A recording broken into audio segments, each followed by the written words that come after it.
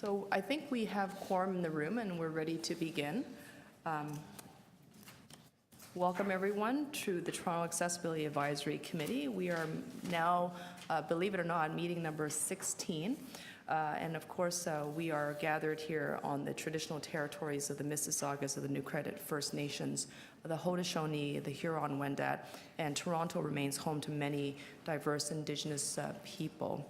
I'm Kristen Wong-Tam, City Councillor and Chair of the committee.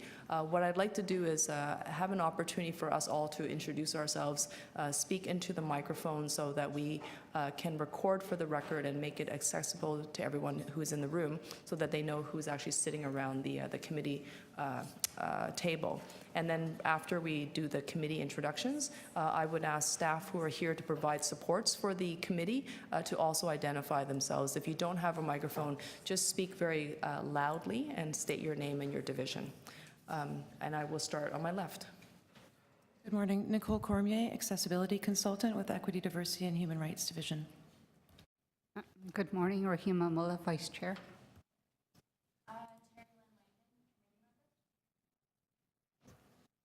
Joe Napper, community member. Monica Winkler, committee member, chair of the Transport Subcommittee. Wendy Porch, committee member, chair of the Employment Subcommittee. Yin Brown, committee member. Martin Cursells, committee member. I'm Carol Kostanen with the City Clerk's Office. And Janice Dix with the City Clerk's Office. Great, wonderful. If I can just move to the back of the room here. Lynn Genova, Clerk Secretariat.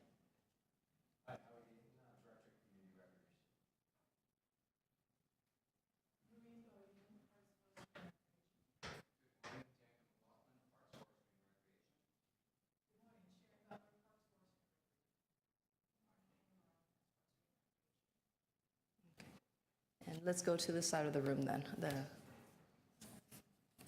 Melissa Wong from Councillor Wong-Tam's office. Deirdre Boyle, today's my first day with the Equity, Diversity and Human Rights Division, and I will be working with Nicole to support and look forward to supporting this committee. I'm coming from Shelter Support and Housing, so I have been here before.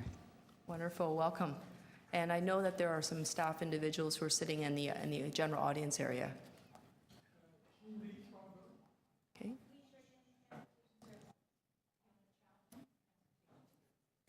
Okay. So wonderful. So I'm going to bring everyone's attention to the goldenrod paper. We're just going to go through the order and establish the agenda. Are there any declarations of interest under the Municipal Conflict of Interest Act? Okay, seeing none.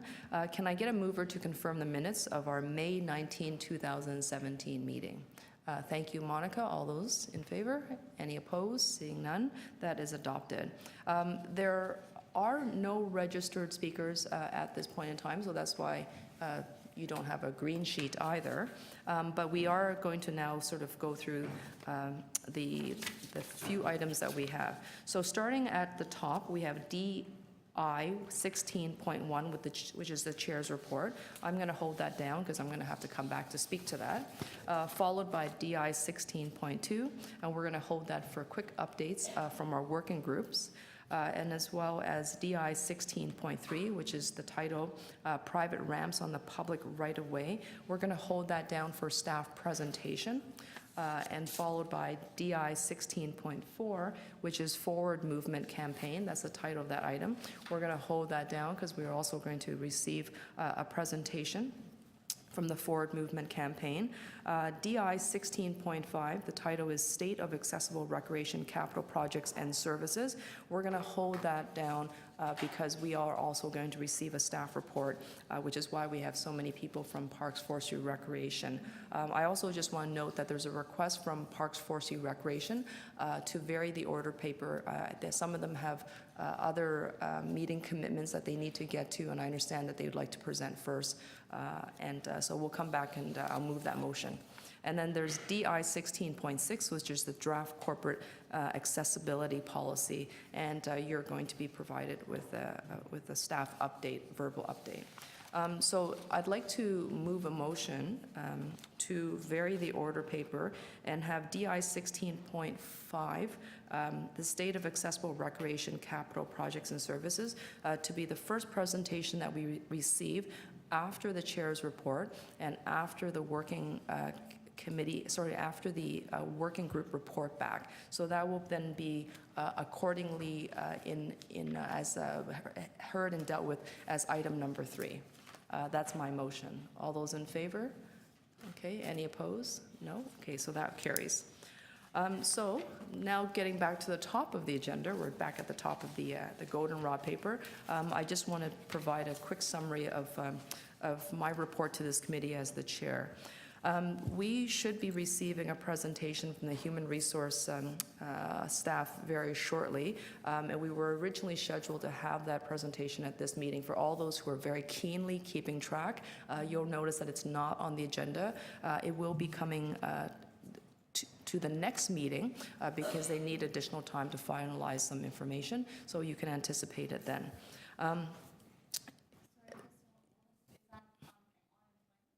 Yes, human resource presentation. So you'll get a chance to see that at our next meeting. And then concurrently, there's also been a request from Shelter Support and Housing Administration staff who were also supposed to provide us with a review of the accessibility on the shelters, the city's shelters. They need more time as well to complete that report. And that report will be completed shortly, but they're not going to be, you recognize that it's not here today. That report has now been deferred to December, and at that point in time, they're going to be coming back to provide some recommendations and observations to the committee. So we've got some big items that have citywide impact that are coming to us in the next month and the following month afterwards. Economic Development and Culture has a divisional strategy that's underway. Many of you may be aware of that. If you're not, there's a very easy access to the website. They are developing a strategy. This is Economic Development and Culture. They're developing a strategy that will guide the work of that division for the next 5 years. So they're trying to create themselves a master plan and work plan. And one of the pillars of the strategy is inequality and inclusion. And I think that for a lot of individuals who follow the work of this committee, they'll recognize that we're also very interested in economic development and employment strategies for people living with disabilities. So the consultations have been taking place in the city for the past few weeks. There will be another one this morning, actually, at the Toronto Reference Library. You're not there because you're here. And they're also accepting online surveys until October the 13th. So please share that information with your broad network because we know that it's very important for economic development culture for their 5-year plan to hear from members of this committee and the communities that you are connected to in order for them to actually develop a strategy that's going to reflect your voice and feedback. And then I have 2 final items to speak about. Number 1 is the Invictus Games. I hope that everyone has had a chance to see some of it either or witness some of it online, or perhaps you were present in some of the ceremonies and the events. It's very exciting. I've seen a lot of visitors from out of town who have been wearing those black and white badges, and they clearly look like they could use a friendly hello. And if you see them lost, give them a hand and give them the right directions to help them to be where they need to go. And of course, the games itself has brought a lot of profile and public awareness to the issue of people living with disabilities, especially injured veterans, highlighting once again the importance of inclusion, accessibility, not just in sports, but also I think in everyday life. And the Invictus Games, you can find out more information on invictusgames2017.com. Many of those events are free. There's a very large cultural programming. I really encourage our members to share that information and to go out and participate. And then finally, I just want to say, my office has been working with Yin Brown on a brand new campaign that I know that we're all going to care a lot about. We'll be coming essentially we have the endorsement of the committee. But this campaign is called Sidewalks for All. And Yin has provided extraordinary leadership. She's coming to our office and saying, with a lot of other stakeholders, we need to do more to raise the profile that public pedestrian right-of-way has to be broad enough and wide enough to allow for all uses onto the sidewalk, and that the campaign is going to be supporting the staff recommendations coming forward out of the sidewalk cafe bylaw harmonization. And you'll recall that report was before us. Staff came forward to give us a presentation. We provided our feedback saying, keep pushing those sidewalks wider. We need more space. But I think where we have landed is that we want to be able to fully support the staff recommendations and also to sort of alert members of this committee is that there are some business efforts, business advocacy efforts to try to push out their sidewalks, push out their patios, taking up more sidewalk space. And of course, with a staff recommendation of at least 2.1 meter clearway, could be threatened if we do not create a balanced outcome. And that balanced outcome, which we believe is supportable, is the 2.1 meter campaign, which is what staff is saying. But business operators may have a different opinion. City councilors may also have a different opinion. So just be mindful that is something that we are very keen on. Number one, raising the profile of this campaign so that the public are aware that this discussion is coming.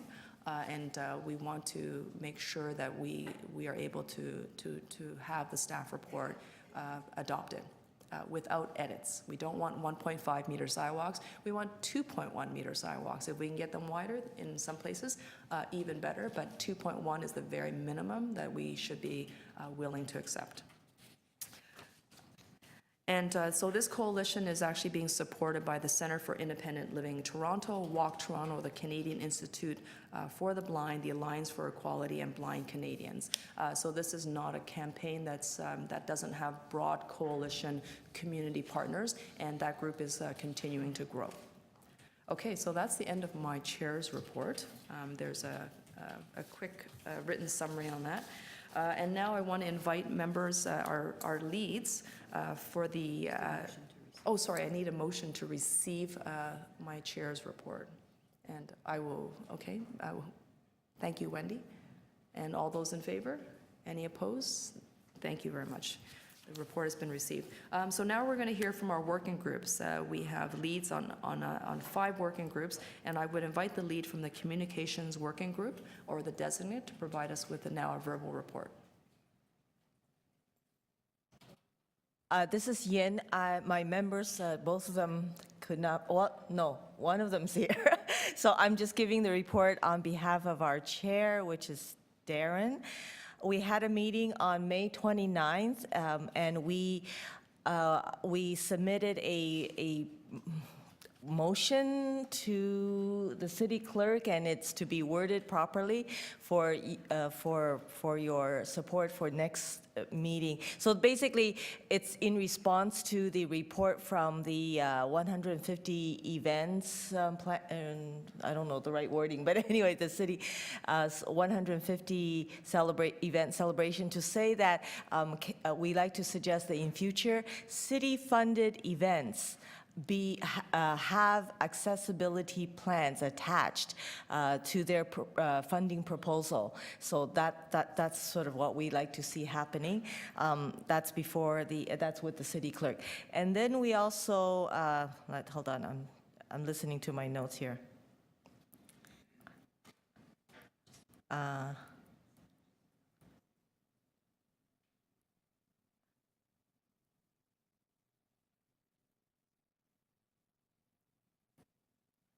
So we basically, gave ourselves some work plan to submit the motion, to follow up with how that is, and then continue to ask the the shelter reports, to specifically say how the communication piece is addressed, the accessibility in the communication piece, and of course, other presentations, reports that we thought were happening today, but, since they're happening later on, we'll just keep pushing that whatever city reports that's coming up, that we like to know specifically about the communications piece. And then our next meeting is October 2nd, so that's it. Great. Yin, thank you very much for that report. Can I get a motion to receive that report? Martin? Oh, okay, actually, I've been told that we'll wait until we actually hear from all the committee, all the working groups, and then we'll receive the entire working group reports all together. So thank you. Employment Working Group, our lead, who is going to report on that? I'll report. So really, there's nothing to report from the perspective of the Employment Working Group at the moment. The request that we made for the information on human resources was in March of this year. It looks like we'll be getting the information in October. That's a pretty significant delay for us. It was the information that we were looking forward to in order to be able to move forward on our recommendations. As discussed in March and at the last meeting, it's considered to be our baseline for moving forward on recommendations. So we look forward to receiving that information and moving forward at that point. But I would like to invite committee members to comment if you would like to. Yin, I recognize you. It's not really a comment, but it's in addition that I was hoping for the report from the HR manager, because this year we're again planning a December 2nd International Day event, Metro Hall, as we did last year, and we were thinking of inviting the same HR manager to talk about the city strategy on increasing the employment of persons with disabilities. So I was hoping to see her and talk to her, but hopefully I'll find the right channel to invite her for the event. Okay, Yin, thank you very much. Now we'd like to hear from the Housing Working Group, and that would be Terry Lynn as our lead. Hi there. I submitted the report for the Housing Working Group, I think, almost a month ago, because we did meet. I don't have what I submitted to Melissa in front of me, but we are also waiting for updates from Shelters Housing Support. Sorry, it's a long name. We're also waiting for updates from the City of Toronto in regards to housing, so that we can move forward on the majority of the items that we were discussing. Thanks. Thank you very much, Terry Lynn, for that. Sorry, please. Are the reports going to be circulated to the committee? The written reports? Yeah. If there was no requirement to have the reports in written fashion, but if you like them to be circulated, since you've gone through the trouble of putting it down on paper, then we could certainly do that. Even my chair's report is generally highlighted by subject matter sections, but you can tell that I have much more to say than just the title, but we haven't generally, as a practice, circulated them. But it can be done. Okay. I'm in favor of circulating them, just because I think having that visual and that thing that comes across on email will sort of remind people that, oh yes, there is a group working on such and such. Okay. Would anybody like to provide comments? Go ahead, Monica. I agree. I would like to have that circulated as well. It's easier to keep up with what's going on. Okay. Okay, so I've just been advised that that's not a problem, so that means that the leads for the working group, including the chair's report, will have to be submitted in a timely fashion so that it will be then properly documented part of the agenda and you will get it part of your circulation. And so just to ask for clarification to our clerk, how many days in advance do they need to get their reports in? 10 business days is the closing. Yeah, so 10 business days before the... About 2 weeks. 14 business days. Okay, so 14 working days before the actual meeting. 10 business days. Okay, 10? Yeah. Okay. Okay, sorry, let's just roll back the tape.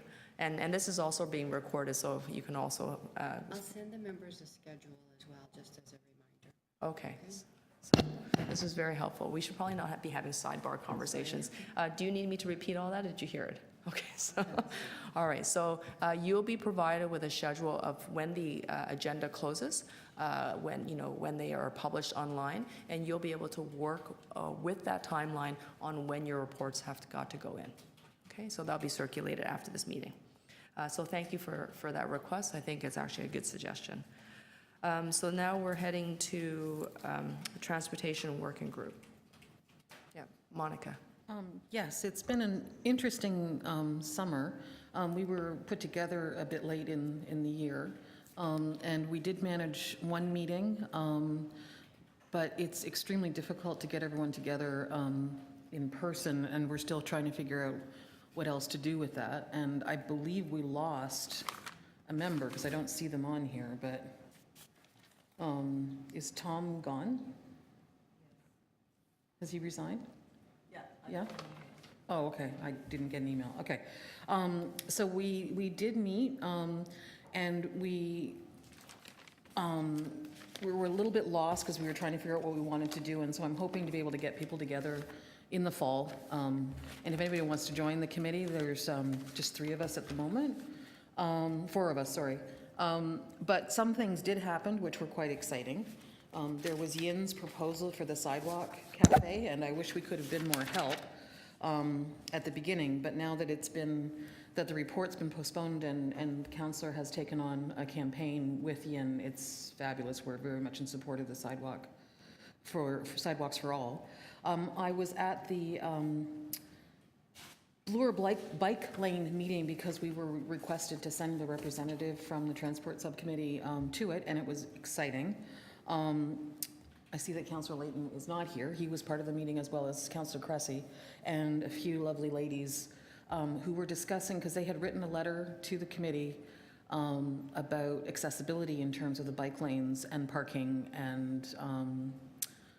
and what to do about that. And the big issue was that the police are now ticketing for the actual offense of parking between 30 feet from the curb and to the curb, whereas before they wouldn't if a person had a decal on their car. And now with the bike lanes, a lot of disabled parking, that's what they kept calling it, so accessible parking, has just disappeared, and a lot of them can't walk very far, et cetera, et cetera. So a few suggestions were made. There's going to be, we're going to see if we can change the bylaw in Toronto so that it's no longer automatic 12 hours of parking available for a person with a decal, but have certain areas such as in front of the Shoppers Drug Mart, in front of doctors' offices where there's a 2-hour limit for persons with decals, and that it would be enforced more carefully so that people can go in and get their prescriptions, go into their doctor's appointment, that sort of thing. It was a lovely meeting. Everybody was in support of the bike lanes. They wanted to have everybody have more safety, the pedestrians, the bikes, the cars, everything. There was concern about the businesses being a little leery about having even more changes to available parking, et cetera.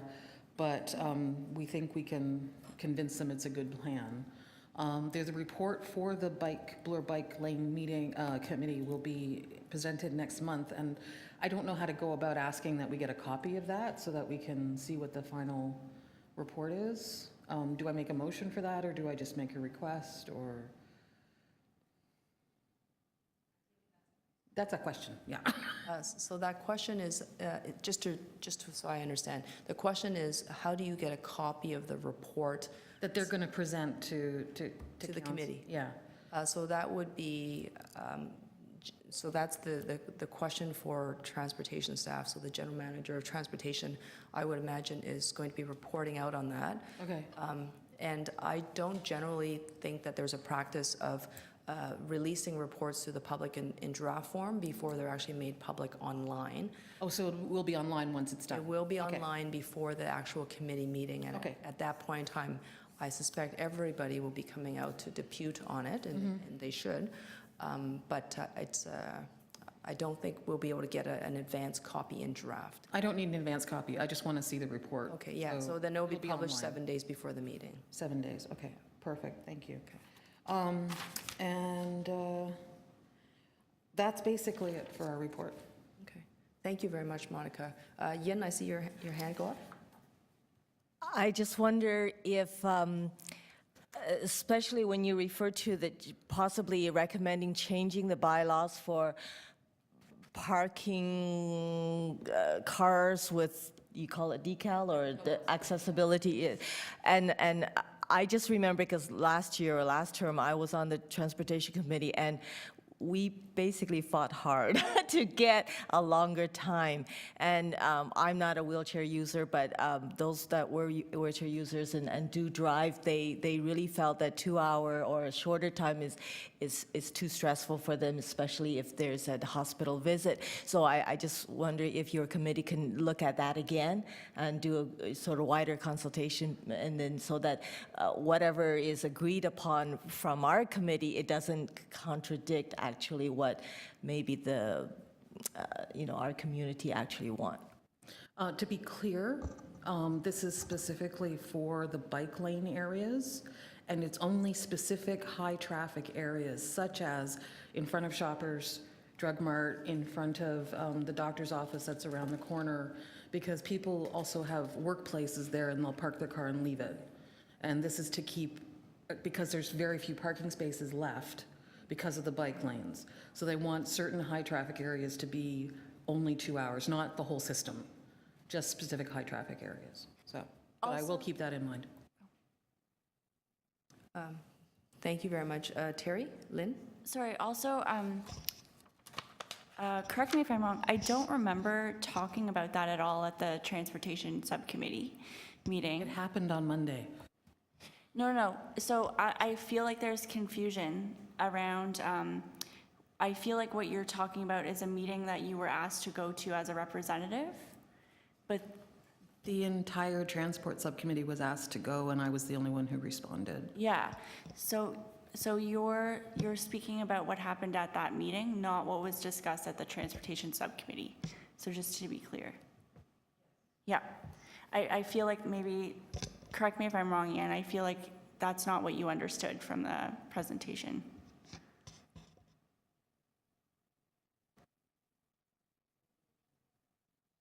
Don't know what you're asking, I'm sorry. We didn't discuss bike lanes at the Transportation Subcommittee meeting. What you're talking about. No, I was just reporting from the meeting that we were asked to go to. Yes. To disseminate information. Yeah. So am I not allowed to do that? I'm sorry, I don't know. No. Yin, the Transportation Subcommittee has not made a comment collectively about bike lanes. That's what I'm trying to say. Yeah, I feel like the two meetings, am I wrong? I feel like the two meetings were converging and it wasn't made clear. Okay.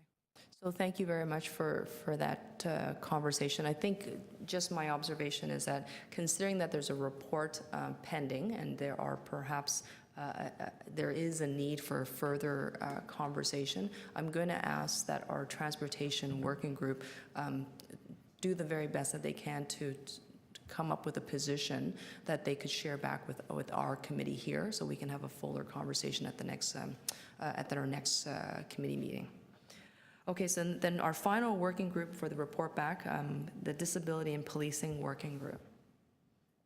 Terry Lynn? Yeah, so we did meet. Again, I'm really sorry, I'll bring it next time, but I don't have the minutes that I took. And it was a very productive meeting. I quite enjoyed that. And so the committee decided that we just need a lot of background information. So we're working on a research report, which I have to say I'm personally behind in. But we're working on a research report that was also supported by a student that you had over the summer, Kristen. And we're also, one of the key things that came out of that meeting was that we would like someone from Toronto Police Service to come and talk about what the procedures are around disability and policing. Is that still, I didn't hear that in the future agendas that we were discussing today, but it was requested. And I acknowledge that request is still on the table. I don't think we've gotten clarification around the process of police officers coming to provide information. Okay. I think Okay. it is certainly usually the other way of the round. We go to the police service board to provide our deputation. But I think what is very important that you've already identified as missing is that we don't have a lot of good data. Yeah. And it may be that the data exists that we don't have it in our possession. So I know that we're going to be circulating a document that was circulated at the last police service board, which will probably be able to give you some high-level sort of data points about the police and their interaction with people who are living with mental illness and mental health. So that is coming. So you should probably have that in your mailbox very shortly, or we'll get you a physical copy. Okay, and some of the members of the Disability and Policing Short-Term Subcommittee are here, so I'll just leave it open to them if they want to comment or say anything else. Okay. Yeah, I just wanted to comment. I thought it was a very useful meeting, too. We are also working on a Google document that sort of lists out instances of interactions between police officers and people in the disability community, as well as guides to training whenever we can find them, which is rarely, and other pieces of information. So if there's anybody on the committee that has anything that you think is relevant, please forward it on to myself or Terry Lynn. Okay, thank you very much. I believe that brings us to the end of all the working group reports.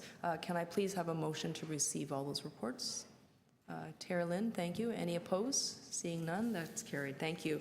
So, as we said, we'd vary the order paper. So now I would like to invite Howard Dayton, as well as Daniel McLaughlin, who are from Parks, Forestry, Recreation, who's going to provide us with a report.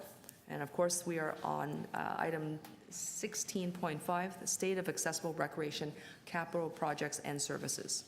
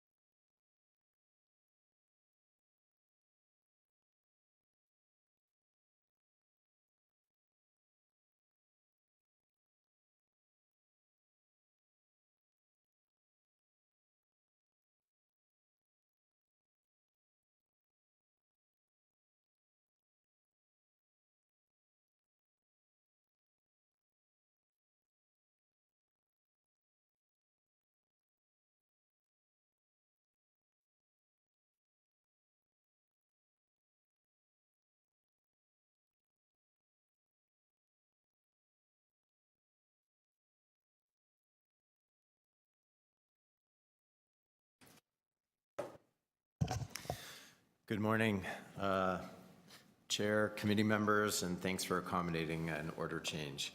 We're here to present to you today on the state of accessible recreation, capital projects, and services. And just as a refresh, we had come to this committee, or I had come to this committee in about October to make a presentation on recreation services, and at the time there was discussion about adding some updates related to capital projects as it relates to recreation facilities. So Daniel's here with me from our capital group, and we had brought a presentation and a report forward to Community Development and Recreation Committee back in April. So this is really providing with you with an update as we shared with CDR and chatting about where we are with respect to our programs and services. So just in terms of some context, this report, the report that we shared with CDR and that I'm sharing with you, outlines the progress made in areas such as outreach, communication, programming, partnerships since the completion of a divisional study that was undertaken in 2008 titled Getting Services Right. The report that we shared summarized progress that we've been making in meeting the requirements under AODA, including the division's capital investment to improving accessibility in recreation facilities. Toronto is a national leader in accessible municipal recreation. Each year, we spend more than $1.5 million on equipment, staffing, and resources to ensure our programs are accessible. Since 2005, we have dedicated more than $18 million in capital to reducing barriers to recreation in approximately 200 facilities. And our 2018 to 2026 plan, we are allocating more than $13 million more on these kinds of projects. Our programs themselves are also developed in partnership with other organizations that bring hundreds of thousands of dollars of in-kind resources to our services each year.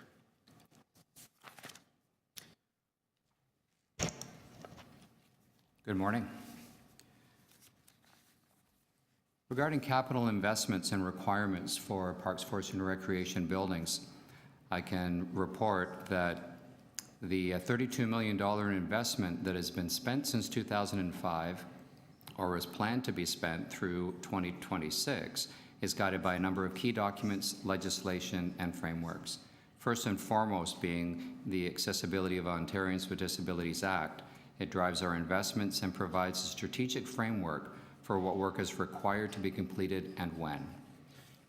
The AODA requires organizations to develop, implement, and enforce standards for accessibility related to goods, services, facilities, employment, accommodation, and buildings, with a target date for developing, implementing, and enforcing these standards no later than January 1st, 2025.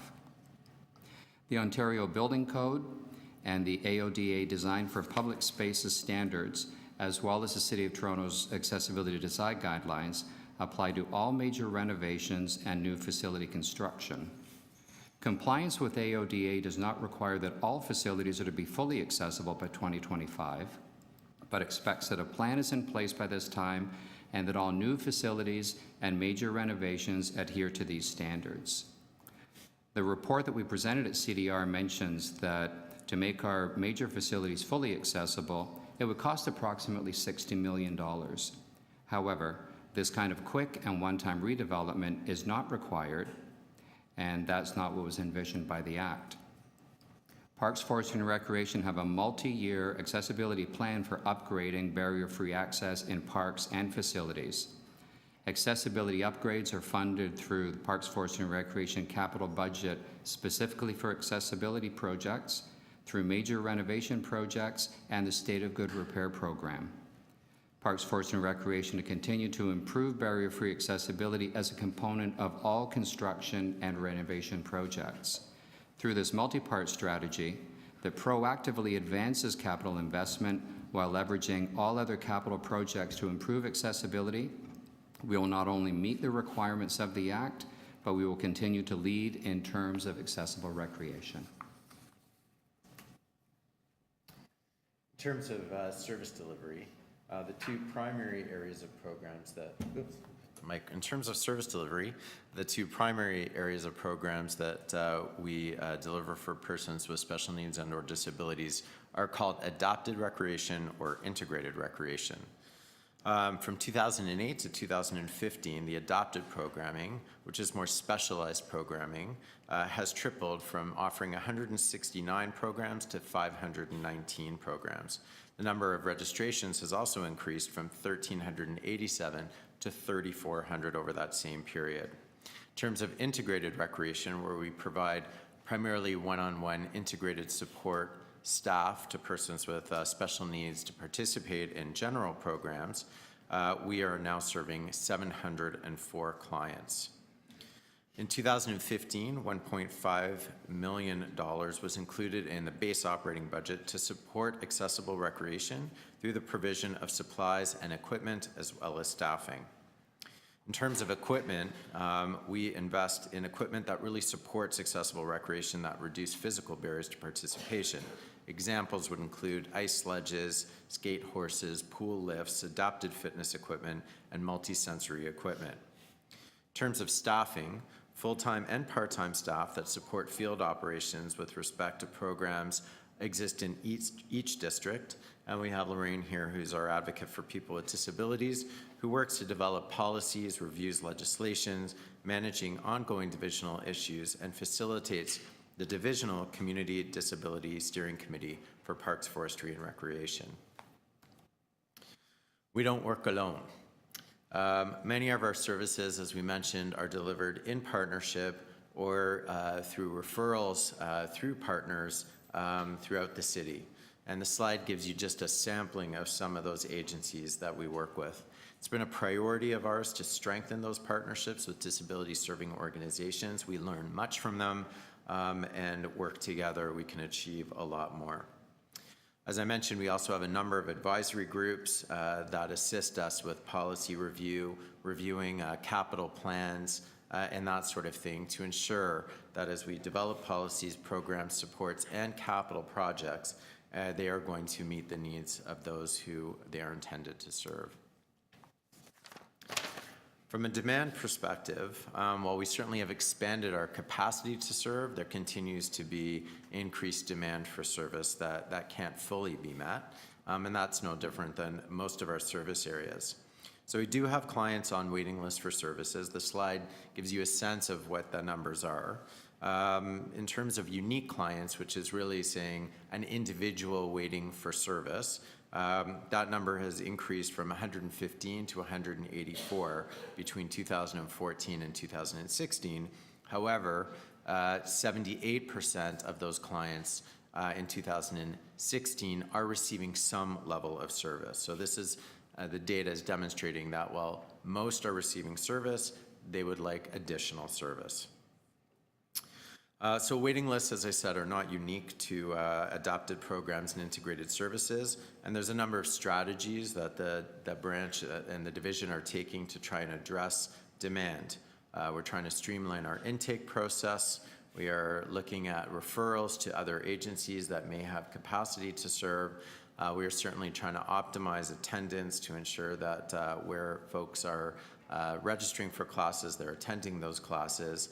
And we're looking at our technology replacement in terms of better waitlist data and waitlist management approaches. So those are some of the things we're looking at over time. And then finally, this is really showing the multi-pronged approach that the division is taking to help grow our service to meet demand. It includes a number of things around staffing, equipment, training, ensuring we have the appropriate spaces, and increasing the spaces within our general programs. So those are strategies underway as we continue to look at service demands and ensure that we are being responsive to them. So that's our presentation. We're happy to take questions. Thank you. Thank you very much for the presentation. You have questions. Yin, please. 2 questions. Can you talk a little bit about staff training, I guess specifically in dealing with, I don't mean just those specifically working with, persons with disability on specific one-on-one things, but more general staff training.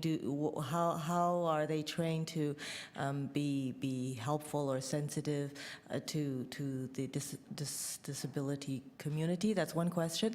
The other is, do you keep stats on the, those persons receiving special, I don't know what you call it, like help, when to access recreation?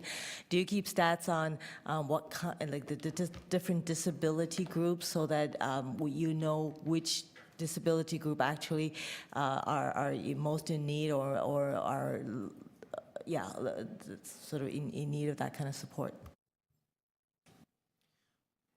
I'll deal with your first question first, and looking at Sharon around the stats, he's going to give me the answer on that one. So we train all staff in a multitude of topics through, say, for example, summer camp operations, which is a high-serving area, or Learn to Swim, which is a high-serving area.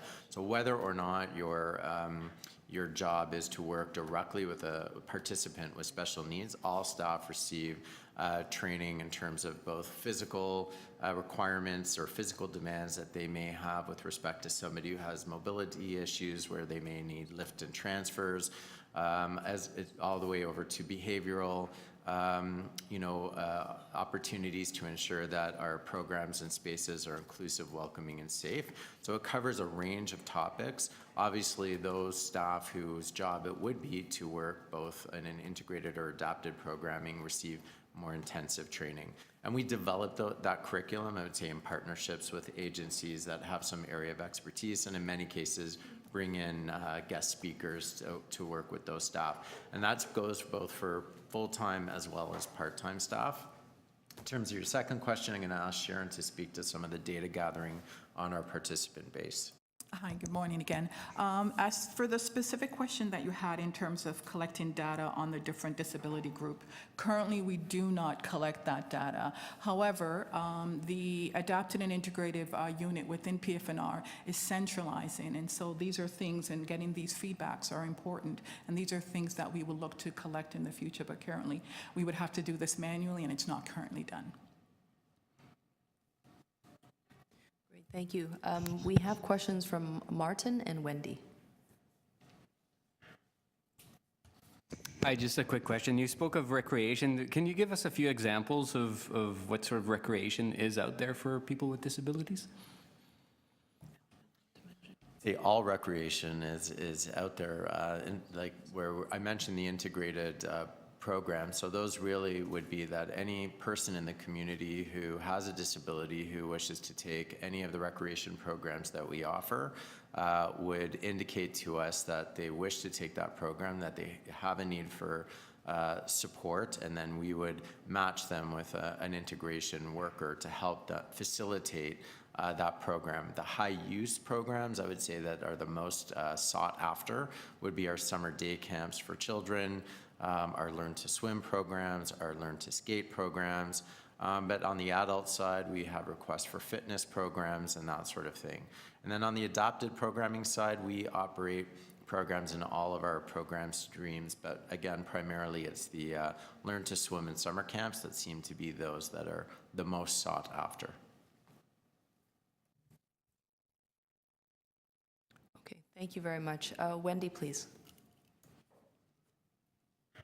Hi there, thanks for the presentation. I remember the last one too. I wondered if we could maybe go back to one of your slides, the one that actually says what the capital funding is that's allocated, because it looked to me like there was a drop in funding in terms of accessibility. So could you go back to the slide that you had that said, I think it was 18 million in the past and 13 million in the, yeah. So so the planned future capital investments are 13 million, but the past investment was 18 million, so since 2005. So that's what, 12 years? And then from 2018 to 2026 is 13. Is that just a proportionate drop in funding? Is it the same amount of funding over time, but it's a shorter period of time? Or could you just speak to what's happening? Certainly can. There's an ebb and flow to the way that our capital budget is put together. We had an opportunity through 2014, 15, and 16 to be able to allocate several million more dollars than had been in our 10-year plan before. So we did get a bump up for those years. It's leveled off to what it had been budgeted at previously. And as need comes up, we will work through our budget process to request additional funding should they be required to carry out accessibility upgrades. But one thing that I should add here is that a lot of our State of Good Repair program incorporates a lot of accessibility measures. All major renovations incorporate, to the current standard, incorporate accessibility measures. So there's great strides that have been made with the change in the Ontario Building Code a few years ago. The accessibility requirements became much more front and center than they had been in the past. So now we're able to address a lot of those issues through our regular budget process. But the accessibility budgeting piece is to take on specific accessibility projects that come into the play. Thank you. Can I ask 2 follow-up questions. How are priorities determined in terms of what projects are funded? And the second one is just to clarify around the Good Repair Program. So is it that when you undertake something under the Good Repair Program to make changes to it, to make sure that it is in good repair, that you also take the opportunity to do accessibility upgrades? That is correct. To your second question, that is correct. At every opportunity, every project that we're doing, we're looking for opportunities to improve accessibility. So those items are included in, let me just say that doing that work in conjunction with other projects, we get much bigger bang for the buck. Because to make those changes and enhancements as we're going through a project, rather than to create a project specifically for it, we get economies of scale and efficiencies in being able to deliver, and therefore our accessibility funding, we're able to draw that out a lot further than we would have been in the past. Can I just add a couple of points? And I would say that the capital team works very much in concert with staff at the community center or at the field.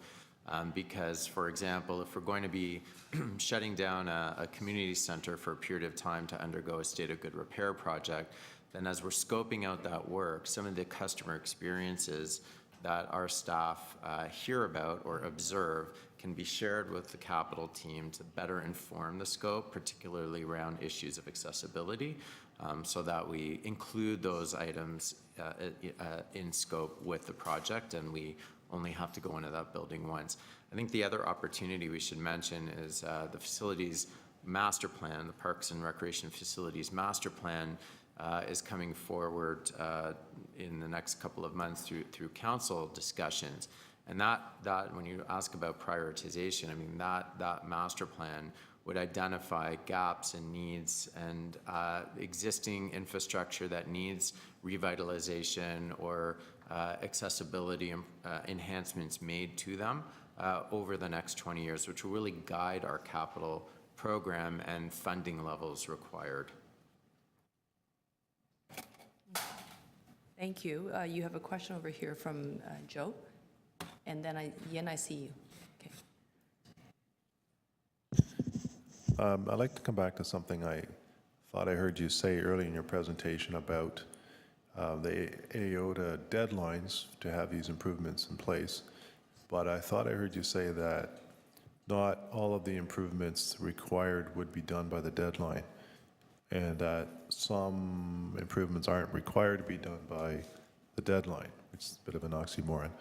So can you explain that a little bit further, what is not going to be done, and I suppose why and when could those expect to be done, and what's the reasons for that?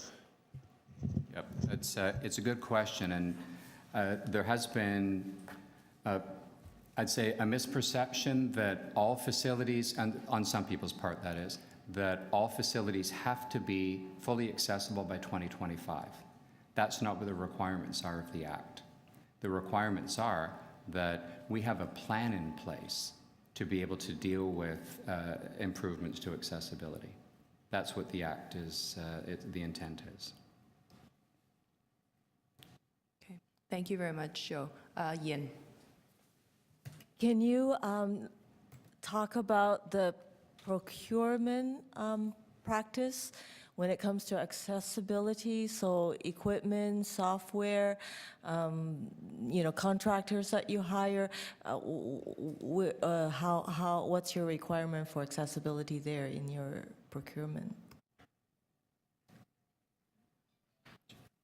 I can tell you that all of our procurement is governed by Purchasing and Materials Management Division, their policies and processes. So we're following those policies and processes. We don't specifically set process or have different practices within PF&R than other divisions across the city.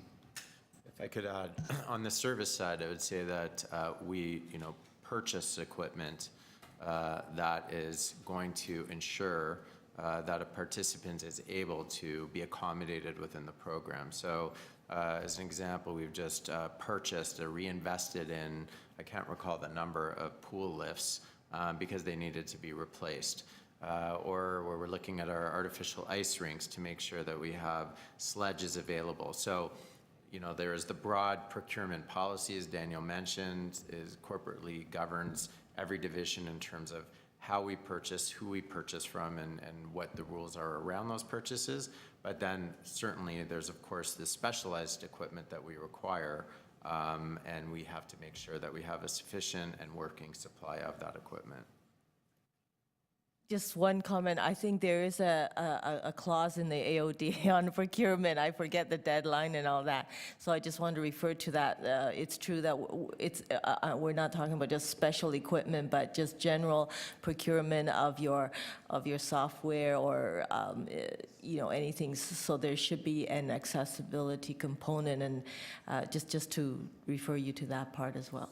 So thank you for that. And as you know, we are replacing the recreation registration and permitting software, and we've been working with procurement and have absolutely incorporated language into the RFP process for that vendor to ensure that the equipment meets AODA requirements. So I know that those requirements are flowing through any capital IT-based project based on the guidelines.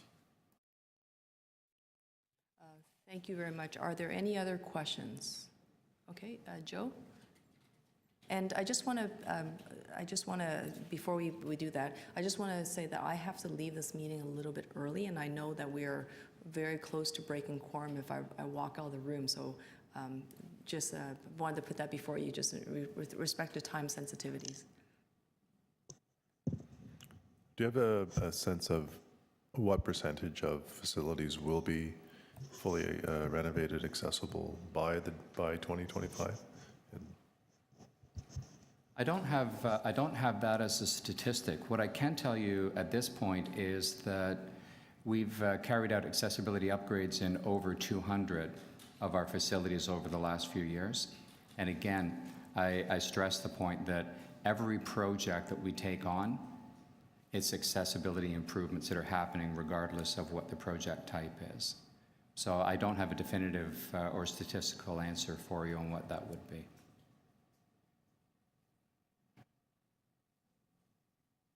Thank you very much. Are there any other questions? No? Anyone to speak? Okay, Terry Lynn, go ahead, please.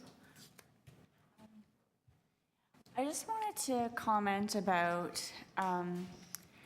how you said for 2025, all that needs to be in place is a plan. And it did catch my attention. I think maybe it was unfortunate that it was particularly at the beginning of your presentation and the way that it was conveyed. And I just wanted to stress to Recreation that if something's not accessible by 2025, that means that a child that's trying to access a pool, or like an adult that's trying to access, as you said, fitness programs. I mean, adults are requesting fitness programs by the City of Toronto simply because it really isn't a lot of accessible programs out there. That when you say that we have this plan, but we're not planning to implement it by 2025, and it's not a requirement, it makes it seem like accessibility isn't a priority, and also it makes it seem like the impacts of that in access isn't felt by the department. Like, that's how I feel about that comment. And also, it's not very clear, which is not your fault, right? When we're talking about the integrated customer service standard, for example, those requirements are coming into force prior to 2025, and they do require access to services that reflect a greater equality than we do at the moment. So I did want to say that. I also wanted to say, and I think, you know, I don't know that folks on this committee are aware of this, but I know in past years being on this committee, one thing that's come up over and over again is requests for services and supports for folks with developmental disabilities. in particular the age group between like 18 and 30, just because that is a deficit in services and programs. And I know that this issue has come to this committee in the past. So I just wanted to highlight that as a priority as well. And additionally, the example that you gave of adults requesting accessible fitness programs, because that's a deficit too. And I haven't done any specific research or anything. I'm just talking about my experience working in the developmental services sector, but also just being in the disability community proper. Thank you very much. Are there any other members who would like to speak? Oh, okay, Wendy, go ahead. I'll make it quick too, because I know what you're saying about having to leave. I just wanted to reiterate what Terry Lynn's saying, and certainly I can appreciate that you have said that the spirit of accessibility drives a lot of what you're doing, and clearly it's a very important thing. The comment, just to say I agree a little bit in terms of maybe the framing it at the beginning to say, you know, really, we're doing a lot, but it's not required. It's not just people who directly want to access the facilities, but it's also their family members who are impacted by this kind of feeling of whether or not it sounds like you're really committed. Just recently, Canadian Tire donated a ton of money to, I can't remember the name of their foundation, Jumpstart. So it was $50 million to Jumpstart to support the development of accessible playgrounds. And in the course of reading about that last week, and maybe it's relevant, I'm not sure how their foundation works, but maybe it's something that the city should look into. In the course of reading about that, Rick Hansen was talking about his experience with accessible playgrounds, and he was talking about, as a person, as a parent with a disability, taking his kids to a playground that he couldn't get into was a very hard experience because he was watching his kids transition into an environment that he was not welcome in, he was not able to access. And just to kind of reiterate what Terry Lynn was saying, I hear what you're saying. I do appreciate, and I think all of us appreciate the work that you're doing. But as a person with a disability, as a parent with a disability, it needs to feel like it's a priority for everything to be accessible at some point. Because to be excluded is to be excluded. And that seems to be something that could continue until the plan is enacted. So just to underscore what Terry Lynn was saying. Thank you very much, Wendy. And I believe there's no other speakers. I would like to invite Nicole to provide us with some of her thoughts. Thanks. It's a little bit out of the ordinary that I get to speak, but I was doing community consultations on our city's multi-year accessibility plan, and while these feedback will be in the work that I'm doing with the different divisions to develop the multi-year accessibility plan, there's also a report going forward to council, and I'd like to make sure that the people's comments are included.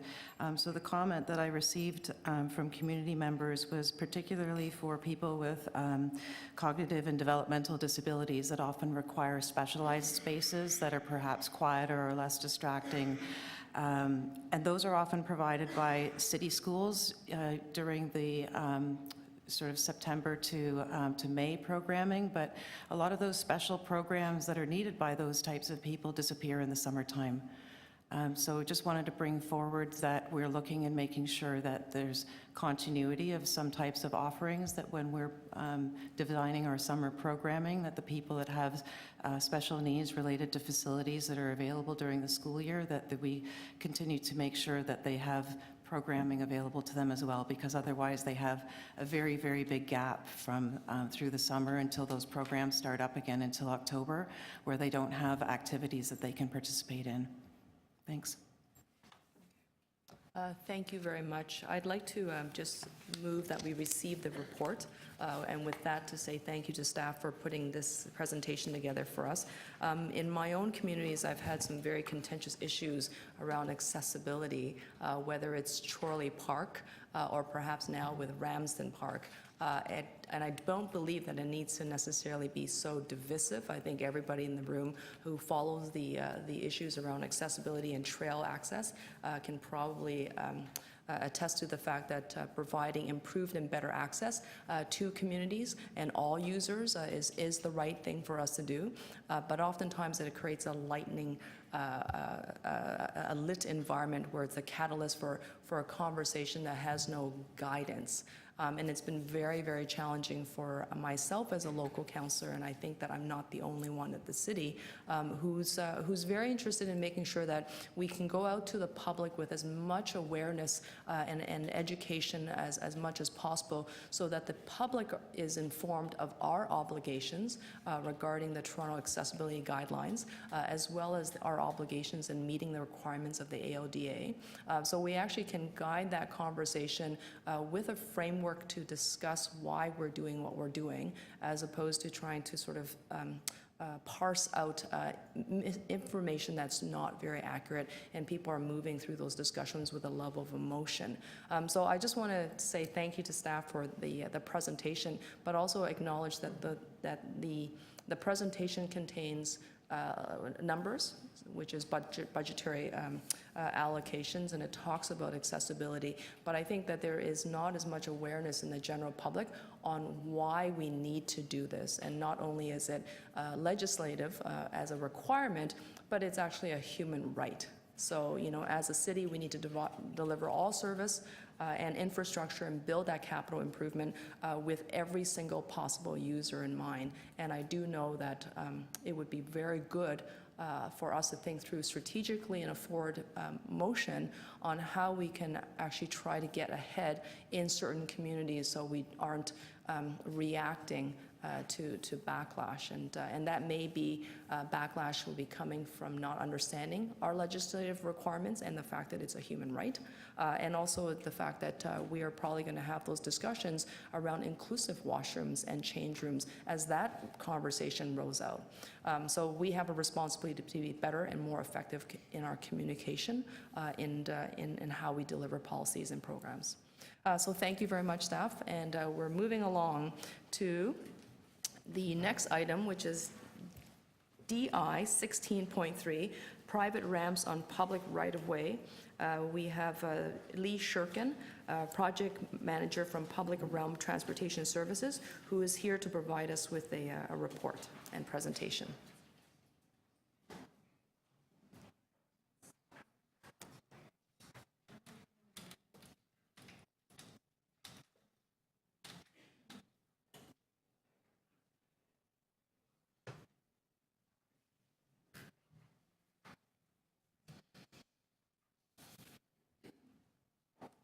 Hello. Hi. Thank you. My name is Lee Shurkin, as Councillor Wong-Tam said. We may need more volume, Andy, on her microphone. I have a little voice, sorry. So my name is Lee Shurkin. I'm a project manager in the Public Realm section of Transportation Services. I'm here with my manager, Fiona Chapman, and our senior engineer, Daphne Wee. We also have a colleague from Toronto Buildings, Jean Lee, here as well. So today, we want to talk about the difficult subject of private entrance ramps on sidewalks. So by way of background, as we all know, many businesses in Toronto are located in buildings where the entrances are not completely level with the adjacent sidewalk. To provide access for customers with disabilities, some of these businesses have placed ramps on the sidewalk. And the majority of these ramps are constructed out of wood. So under Chapter 743 of the Toronto Municipal Code, the current process to place a private ramp on a public right-of-way, is to submit an application to Transportation Services for an encroachment. Staff would then review that application and, if deemed appropriate, issue a permit for the ramp. However, most of these ad hoc ramps have not gone through the permitting process. So we have a handful of examples to show, so we will describe them in detail. And in the interest of time, I'll skip a few of the examples that were in the slide deck submitted with the agenda, but I'm very happy to answer questions on any of those examples if you like.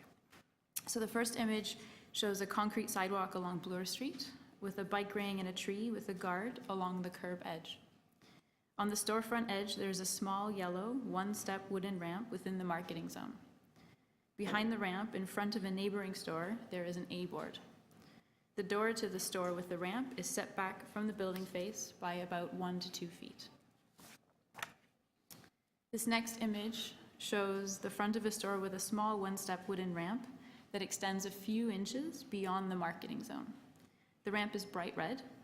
Framing the shop entrance on either side of the ramp, there are 2-foot-high wooden planters with small benches attached to the sides. These planters extend the same distance into the sidewalk as the ramp. The door is set back from the building face by about 4 to 5 feet.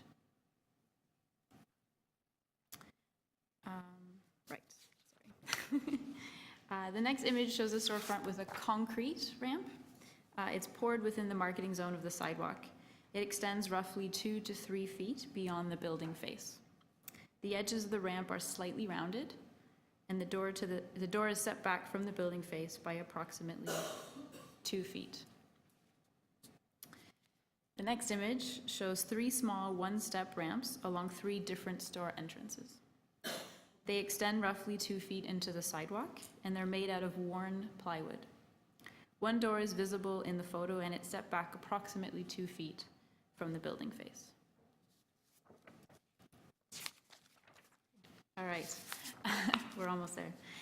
This image shows a concrete sidewalk along Bloor Street with a double row of pavers, bike rings, and street trees along the furniture zone. The store's marketing zone has a 2 to 3 foot raised platform extending the full width of the building. There is a one-step wooden ramp extending approximately 2 feet into the sidewalk from the edge of the raised platform. The ramp is bright red. The ramp takes up approximately 1/3 to 1/2 of the pedestrian clearway. This image shows a concrete sidewalk again, with a double row of pavers, bench, and an A-board along the furniture zone. There's a metal planter within the marketing zone of the storefront and a one-step ramp extending approximately 2 feet into the pedestrian clearway. This ramp is white, matching the facade of the store. The A-frame is placed in alignment with the ramp, but adjacent to the curb. The door is on an angle and set back 1 to 2 feet from the building face. This image shows a busy sidewalk with trees and tree guards and bicycles tied to them along the curb edge. There is a very small wooden bench along the marketing zone of a storefront with a metal ramp extending 2 steps down and approximately 2.5 feet into the pedestrian clearway. There's a very small A-board at the bottom of the ramp. The door to the store is hard to see in this image, but seems to be about 2 to 3 feet set back from the building face. This next image shows a concrete sidewalk with some snow on the ground. The store is on Yonge Street. In the background, there is a garbage bin along the curb edge. In the foreground, there's a multi-stepped L-shaped ramp extending out into the sidewalk. If you're leaving the store using the ramp, you would go straight out from the store just beyond the building face. There is a landing and a 90-degree turn, and then the ramp continues down to the sidewalk. The slope of the first section of the ramp is approximately 18%. The slope of the bottom part of the ramp is approximately 23%. The structure has handrails and extends about 4 feet into the pedestrian clearway. There's another image which shows the same ramp, just illustrating that it's about 3 steps high, and 2 to 3 feet from the building face is the door to the store. Okay, sorry, we made it. The benefits of these ramps are quite obvious. They provide access for people who would otherwise be prevented from visiting businesses with stepped entrances. There are 2 main challenges we have with them. The first is that the ramps are located in public right-of-way, encroaching on the sidewalk, and in some cases, they reduce the pedestrian clearway and may become tripping hazards. The second sort of major challenge is that the ramps are not constructed to any standards or codes, so they don't meet any minimum slopes or widths or requirements for handrails, things like that. And because they don't come through the permitting process, we don't know how long each ramp has been in place, the loading they can sustain, how they might be maintained, and the duration for which they are fit for use. So now, normally accessible entrances are provided by the private owner within the building envelope. However, for many of these buildings, there is no short or medium-term plan to retrofit the entrances within private property. And the Ontario Building Code is a go-forward regulation. It generally doesn't apply to the maintenance or retrofit of existing buildings. And so their new requirements under the AODA, for example, would only apply to new construction, change of use, and extensive renovation of existing buildings. And just a reminder, the city cannot force additional requirements for private properties over and above the Ontario Building Code. So likely because of this, we're starting to see more and more external ramps being placed on sidewalks instead of within the building, even when it's been renovated. And there's an image here of a newly renovated storefront with a large permanent ramp on the sidewalk. So it's a multi-step concrete ramp about 2 feet high. It meets the Ontario Building Code standards for ramp design. It's new and has construction fencing around it in this image. A minimum pedestrian clearway is maintained, but uses the furniture zone to achieve it. There's a billboard sign in the background which fills the furniture zone. And this next image is the same ramp taken from the opposite direction, showing many pedestrians walking between the ramp's construction fencing and the billboard in the furniture zone. And so we end up with this very tricky situation where there isn't enough space on sidewalks to sort of meet the Ontario Building Code standards. So this image is an example of a storefront on Ronsonsvales and another multi-step ramp. It extends over 3 steps but does not have handrails. It is also L-shaped and extends into the sidewalk by approximately 4 feet from the building face. The door entrance is set back about 3 feet from the building face. The remaining pedestrian clearway is very narrow, with a bus shelter, A-board, 2 large hydro poles along the curb edge. Adjacent to the curb is an elevated bike lane. And so this next image is a sort of architect's rendering of the same storefront, and it's illustrating if we were to apply the Ontario Building Code. So it's that same place on Ronsonsvales with 3 steps access to the building. It shows a series of ramps along each entrance of this building that would meet the Ontario Building Code standards. The ramps double back on themselves and take up nearly the full sidewalk to the edge of the bus shelter and into the street furniture zone. There's approximately 1 to 2 feet between the ramp and the shelter.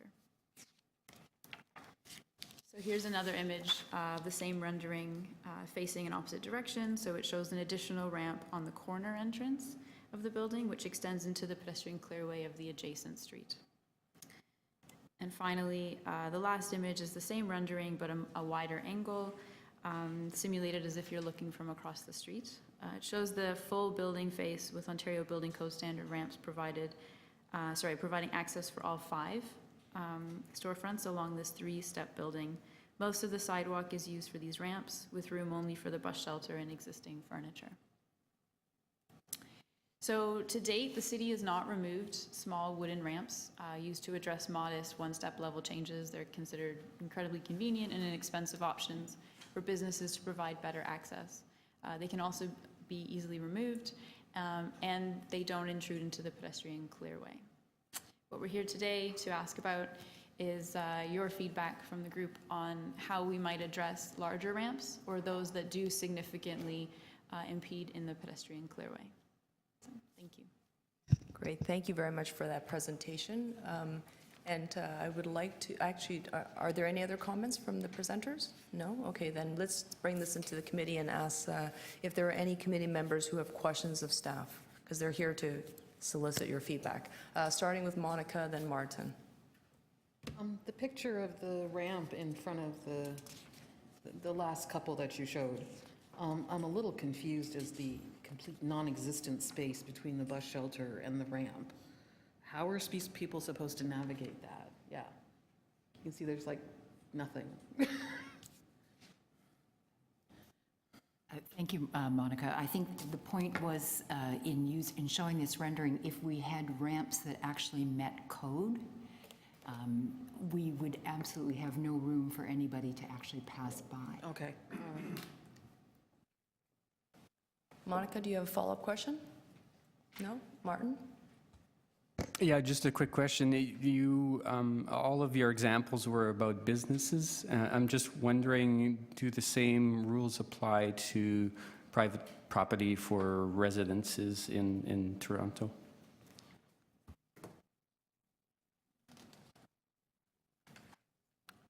Good morning. The building code has requirements for access for a lot of buildings, but residential buildings are exempted, unless we're talking about condominiums, like large apartment buildings. But houses, townhouses, they're exempted. Is that what you were referring to? Yes, it was, yeah. Yeah. So in other words, someone who would like to put a ramp in their front yard, for example, if it extended onto the sidewalk, they would be exempted from such rules or regulations? Or? Well, that ramp would not be required by the building code. However, I mean, if it's construction that you propose, that's, you know, that's your choice, right? Okay. But we wouldn't, if they apply for a permit for that ramp, we would not apply the handicap requirements to it. Okay, thank you. That Nicole would like to share some insight to that specific question. Well, I think that we just want to address the fact that the right-of-way clearances would still have to be adhered to, and if somebody was trying to construct a ramp through the permit process, they would still have to apply for a variance if they were encroaching on the public right-of-way. In fact, if they go beyond their property line. Okay. Thank you. Hang on tight, Wendy. Jode and then Wendy. All these ramps that you provided in your presentations, the small ones and the large ones, they all sit essentially on city property, correct? So if someone were to hurt themselves trying to use these things, where does the liability lie? We believe technically it is with the city. Wendy? How does the city feel about that?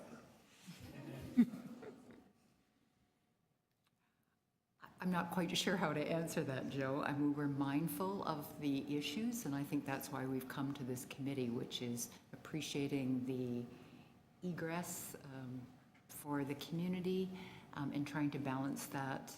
It is one of the reasons that, particularly with the one-step little shelves, the fact that they can be lifted up at night or moved if they're an impediment is something we see as a reasonable advantage. But we're certainly mindful of the issues that might arise if somebody was to trip on one of them. Okay. Thank you. Wendy? Hi there. Thank you for the presentation. You're asking, I think, the committee for some input and some advice.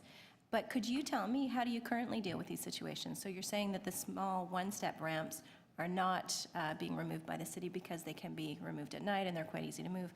But in terms of the more complex ramps that you've encountered, how are you currently dealing with them? Very carefully. It's a very good question. The first complex ramp that was shown was associated with Signs Restaurant.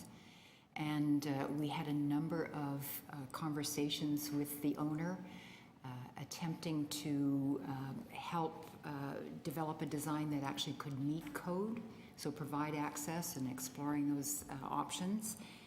What ended up happening was that the restaurant went out of business and the ramp was just abandoned, and so it was removed in that instance. Subsequently, the last ramp that was shown, the complex ramp on Roncesvalles, which is associated with a small preserve store, we have met with the owner and discussed the concerns that we have about the passage, and we've encouraged him to apply to the city for an encroachment permit, so that we could begin to have these conversations with him about addressing access to his business, while also respecting the need to ensure that our sidewalks are clear of trip hazards and there's sufficient room. That has not happened to date.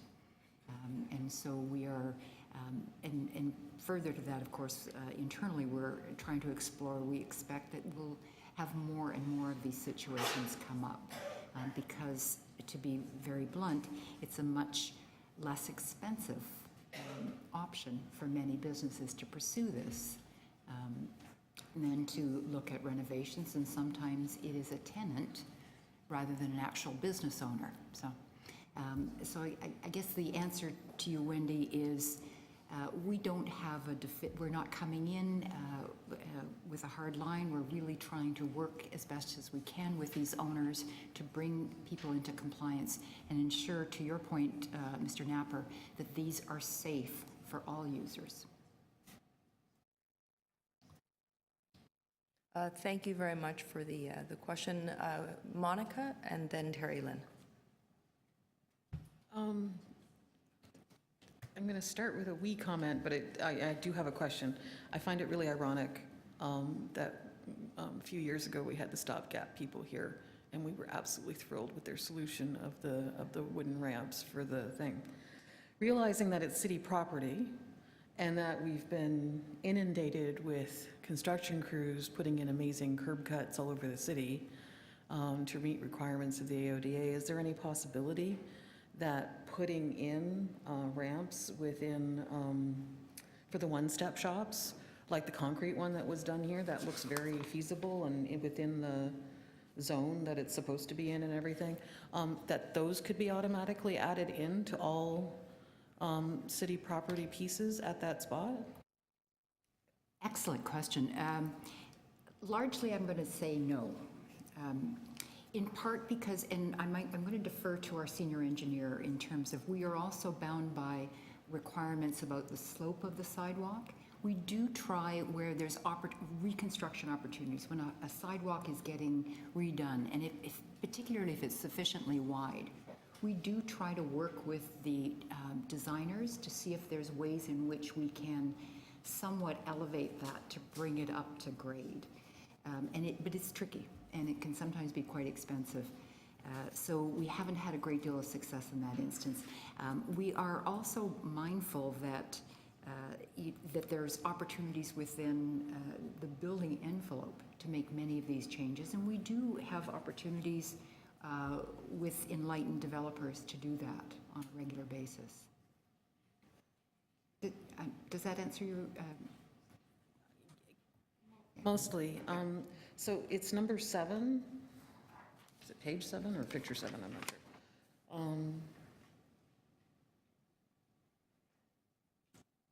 No, keep going. That one. Does that meet standards, or is that? Sorry, it's hard to tell from the picture. I believe the ramp itself might meet standard, but the slides, the side flare probably does not. But projecting into the sidewalk, it probably does. Thank you very much. Terry Lynn. Please forgive me, I do believe this question was already asked, but I have a lot of difficulty with images, so I need to re-ask the question. So, like the photos on, say, page 24, is that to demonstrate that AODA code would not work in these incidences? So it's not the AODA code, it's the Ontario Building Code. Oh, so yeah, sorry, my bad. So it's sort of the standards we have to go on. And so if we applied Ontario Building Code standards but placed it outside on sidewalks, which is what we're seeing, that's how much space it uses up. And there's that one image, I'm sorry about the construction hoarding, but where that's actually been done on Dundas Street, where the sidewalk was used for a kind of an OBC standard ramp. So it just takes a lot more space than these ramps that aren't meeting the same slope requirements. Okay, so in real time, like in real life, would this work, or this would not work, this photo? It would not provide a sidewalk to be able to use. Okay, So that would be the major reason why it wouldn't work. I mean, it depends how you define work, perhaps. Pardon? It would provide access, building OBC access to the store. But then we wouldn't get the 2.1 sidewalk access. Not even close. Got it. Okay, I couldn't figure that out through the photos. Okay, I do have a comment, but I'll wait till comment. Okay, thank you. Is there an interest in asking a second round of questions? I'm seeing similar faces with hands going up. I just want to make sure that's where we're heading. Okay, so Joe, then Monica, and I believe Wendy. Okay. Go ahead, Joe. Maybe this is more of a comment, but many of the photos that you provided the small one-step ramps, most of the building entrances are these tight alcove type of entrances. So if I, for example, were trying to access this store, even if the ramp would help, I wouldn't be able to get through the door because there's no way to open the door. You'd have to add the ADO and everything else. So the fact that they're there is okay, but are they actually useful? And the other comment was the picture in slide 21, which was the horrible one that for which you guys drew up the design of what the OBC would, that looks super dangerous the way it is. Could not the owner, if you're going to leave that there in the interim to a better solution, couldn't he encourage them to put, ramps or side guardrails on that, handrails? Because someone goes up that, they go over the edge, So do you have lots of that kind of example in the city where these larger things that at least you encourage the owners to fix them a little bit? To date, and to our knowledge, we don't have more of those. And that is one of the concerns that we've raised with the owner of this, is that, if you put a bit too much power on your chair, you could just keep going. And also being able to navigate that 90-degree turn. Good. Follow up? These ramps like these, when you've contacted the owners, these problem ones, do they give you a sense of how often people actually use these ramps and come into their stores? I mean, do you have any data on that? I don't have data on that. My meeting with the owner and representatives was cold, so I think it was about March of this year. So that is difficult for me to respond to. It might be something that the owner himself could advise. Thank you very much. Monica. Going back to the pictures on 22, 23, and 24, is there a reason why you can't just start the ramp at the edge and go straight across and then have the exit on the other edge? Is there a building code issue for that? Because that would cut it in half. And So, remember, the building code does not apply in this case. no,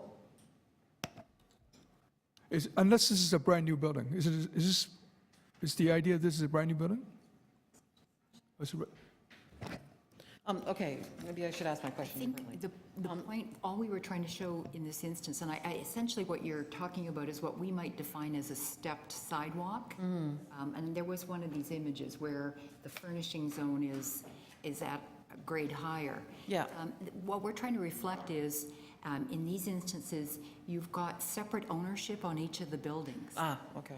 And what we're trying to reflect is both the code requirements that are significant in terms of when you're trying to do this on the public right-of-way, but secondly, that nature of individual ownership. So if somebody does this, and this is what you could end up having as everybody tries to move towards compliance on the public right-of-way. Okay. And this is just, it's an awkward situation at this part of Roncesvalles where all of the storefronts have all got three, and I think at the least is two steps to access. Okay, thank you very much. Wendy, questions? A bunch of questions, but just to try to help my thinking around this. So I'm trying to understand what you think the problem is. So there are questions here around the building code. Is the building code problematic? Are there issues related to when people are, so what kind of funding is available for somebody who wants to renovate their property and add a ramp or add accessibility features at the front? Is that missing in the grand scheme of things? Is there a lack of, and I think we heard this the last time we were talking about sidewalks, is that in fact there's a lack of a harmonized regulation around having an unobstructed walkway. So we heard that sandwich boards are kind of governed by one piece, and garbage is governed by something else, and ramps are governed by something else. Is that part of the problem? So I guess these are all of my questions to you, but where do you think the problem lies? Because it sounds to me like you're doing it on an individual basis right now. Clearly there's a safety issue that you're concerned with and a liability issue too, but what do you think would help to solve this? What a great lob question, if I could say that. Thank you. Let me see if I can just sort of break that down. You asked the question about funding, and so currently, if you are in a local business improvement area, there is a program for facade and accessibility improvements. It's limited and apparently gets used up to its max every year, but that is available to landlords within business improvement areas. However, if you aren't in a business improvement area, there's no support funding. And these kinds of improvements, if you're doing them internal, can, they can range in cost. It could be maybe as much as $30,000. So that's available. And as I understand, that grant is up to $10,000, $12,000 if you have a flankage property. So it will cover a portion, but not all. So maybe one response might be that support to do renovations to your building, more permanent improvements rather than in the public right-of-way for areas outside of BIAs would be a good approach.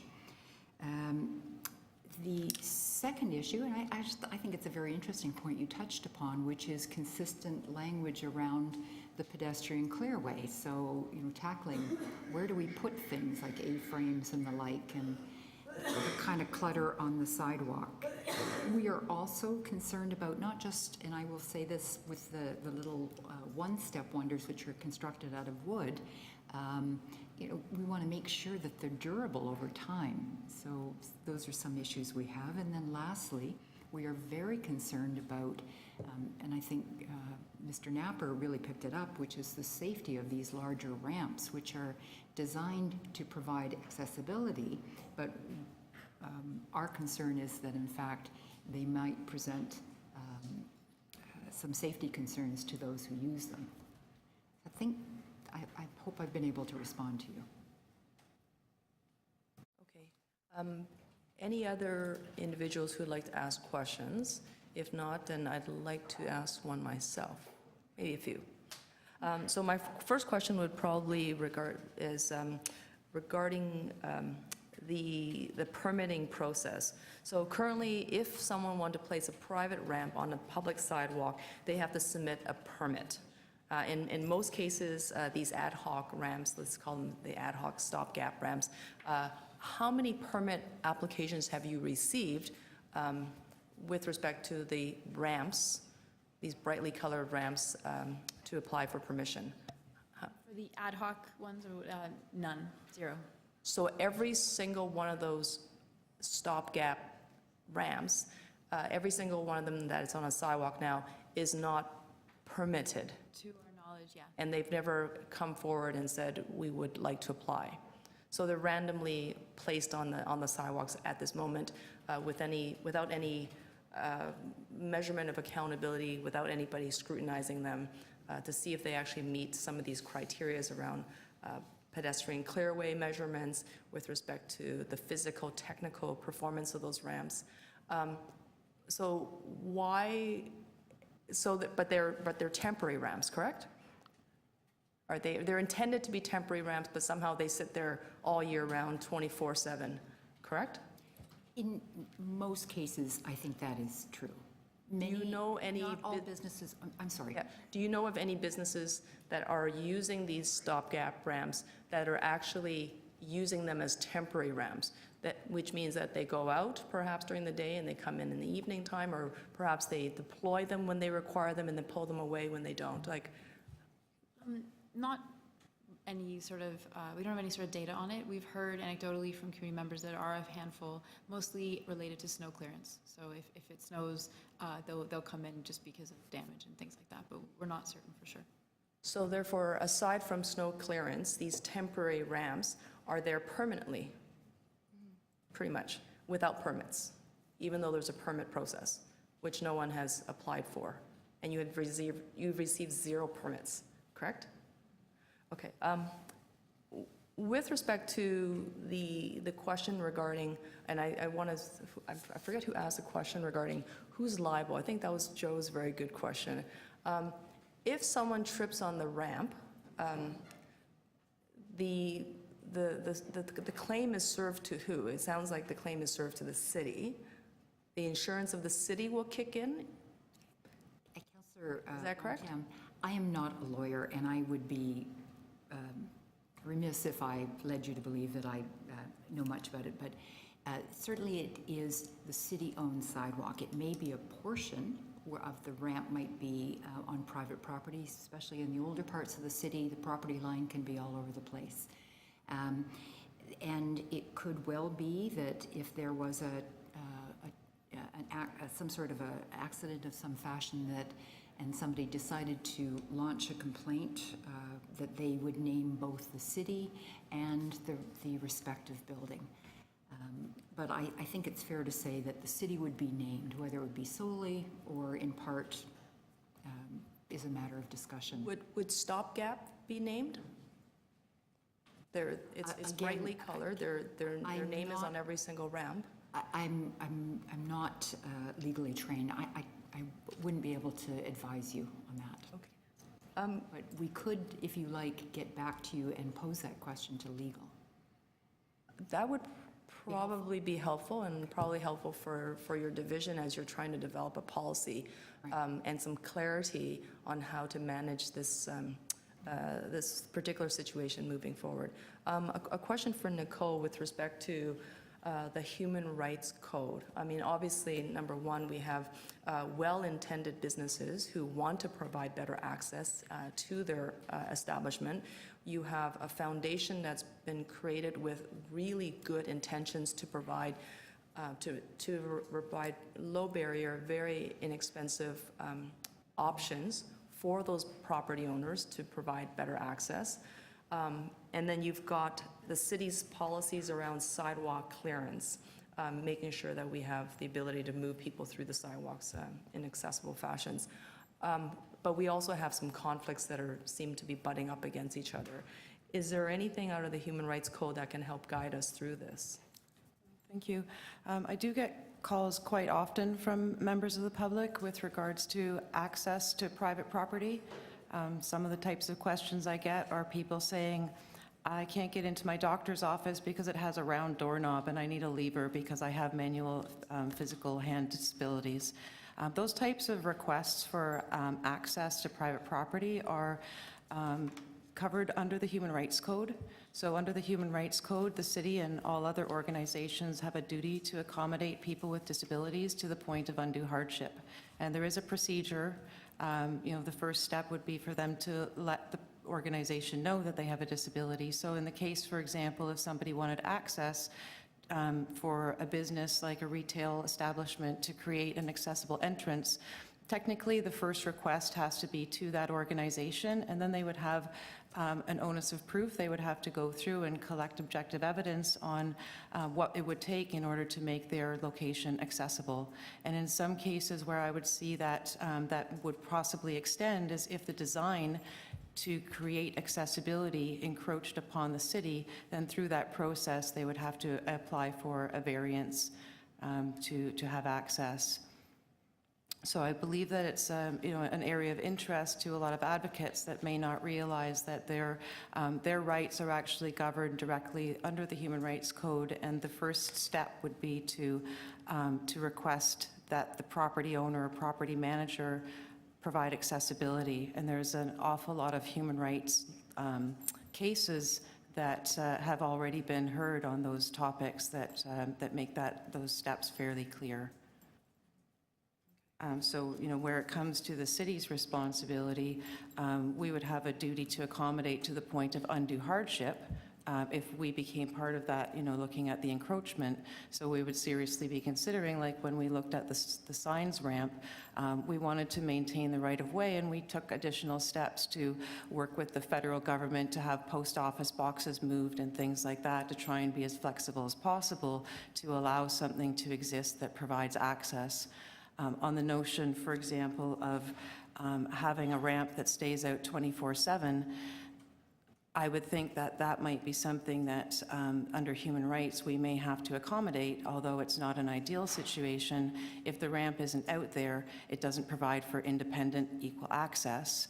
And if it's not seen, then people don't know that they're welcome. If they don't see that there's a ramp, they might not even try to access that building. So So they do serve a great benefit to the community. So then whose responsibility is it to actually provide access to the physical building? Is it the property owner and the business operator? It starts there. Yes, and if they don't, or they refuse to, or they say this option is a lot cheaper for us, we don't have to do as much, and we want to just drop the ramp onto the sidewalk, because that's the easier route. They have a procedure, like a substantive and a procedural requirement, so they have a duty to investigate. They can't just shrug their shoulders and say it sounds too expensive. They would have to go through the steps to investigate how to provide accessibility on their property. You know, some businesses, for example, a restaurant with a very narrow stairway and washrooms in the basement, you may find that it would cost them $100,000 to put in an elevator because the constraints, the structural constraints of the building wouldn't be able to allow for the stairs to be used as an accessible point of access. So if that small business, you know, were to be bankrupt as a result of this expectation, they would have met their undue hardship. So businesses have to go through that process. If they stop negotiating, then the person making the complaint could proceed to the Human Rights Tribunal to make a complaint and ask the Human Rights Commission to hold that business accountable. Just my final question, and from your experience to the team that's in front of us today, have these businesses been actively researching, investigating whether or not they themselves, the business owners, the operators of the buildings, that they can actually provide accommodations directly on their own private property, as opposed to creating an encroachment onto the public right away? Are they meeting their obligations? It is, to be honest, I'm not familiar with how much they've, you know, their due diligence has proceeded. I think in most instances they've been able to purchase the small wooden ramps, they put them out, and they, you know, for obvious reasons, financially, primarily have not pursued any other avenues. That sounds like a no. Are there any, so now let's open the opportunity for comments. Monica, please go ahead. I know that we have to pay the city when we, like for instance, we put a driveway in our house and that encroached on city property. And so we pay a permit every year to have the right to have that driveway. Is there something in place for encroaching on sidewalks that, or maybe could be put in place? That, because we were told that if we don't have this permit and they come around and they could decide to rip up the driveway. So it could be the threat that they could decide to rip up the ramp or take the ramp. I don't know, I know that would completely screw up accessibility, but it might be a way to get people to look into this deeper.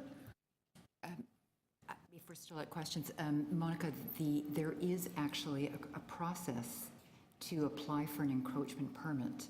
And the point that we were making is that none of these ramps have done so. And so we would, when these applications come in, we consider them in terms of both the available room on the sidewalk and whether it meets standards in terms of safety and code. My point is anybody enforcing that?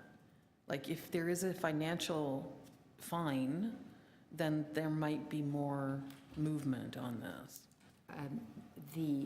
At this point in time, as I mentioned, the small one-step ones, which are there's quite a number of them across the city, we are not enforcing those at this time. And we have been in discussions with those higher ramps, the two ones that we've shown. But to my knowledge, nothing has been removed from the street by any of the enforcement teams. We're actually into comments, and so if you want to finish your remarks and your final thoughts, you have time. Well, my issue is that when Stopgap came here and they talked to us, and it was the perfect solution for a city that had no way of making it accessible. And it's very frustrating to find out that that a permit would be required and nobody knew about it, or because it was temporary or supposed to be temporary, that maybe a permit wasn't required. So moving forward, I think we really need to settle in on creating clear steps as to what's required and what isn't, and start causing enforcement as well. So if it's temporary, it has to be removed during non-business hours. If it's, do you need a permit for a temporary or whatever? It's just, that seems to be the direction that we need to go on this, so. Monica, thank you. Joe, to speak? Just to follow on this with the permits, I mean, how does the city convey to the property owners that there is a permit process for these small ramps? But there is one, and they could apply for the permit and get it, and then they would know what the rules are around it. It's portable, they got to pick it up, only apply it when necessary. What does the city do to make these people aware, the owners aware that it exists? So our enforcement is complaint-driven. So if we have a complaint, then we'll go out on site, and if there's a illegal encroachment or non-permitted encroachment, then we would serve notice to the building owner. Is there anything proactive the city is doing when they see these things? No, actually, at this point in time, that's not been the case. Okay. Wendy. Thank you. I just wanted to say this is a very hard situation, right? Because fundamentally you are looking at, as Councillor Wong-Tam has pointed out, business owners that are trying to provide access, right? Nicole talked about the complaints process being a human rights-driven complaints process, that the person with a disability would have to go to the Human Rights Tribunal and make a complaint. And that's a really hard, sad road, because that can be years, right? And not all complaints are taken forward. People with disabilities would have to potentially represent themselves against business owners that have much bigger budgets in terms of their representation. So that's not a great process, right, as being the only way for solving this problem. To me, ultimately, the people who are failed in this situation are people with disabilities. So the choice is either unsafe ramps or no ramps in some sense here, right? And there's also this difficulty of business owners who are trying to do the right thing, but it looks like they can't get the money that they're looking for to be able to build safer ramps too. So your point around the BIA funding, I think, is something that shouldn't be lost, that if that is the funding that's available to people and that it seems to go quite quickly, maybe there needs to be more money there. I don't know who is in charge of allocating that funding, but if people are interested in doing this, they need to have an easy way to do it, and they need to have an affordable way. Or ultimately, we just see the same situation where people with disabilities, you're lucky if you get a ramp. It might be an unsafe ramp, but at least you can maybe get into the store. And that, to me, seems unacceptable. Thank you very much for that comment. Rahima, and then Terry Lynn. Slide 11, please.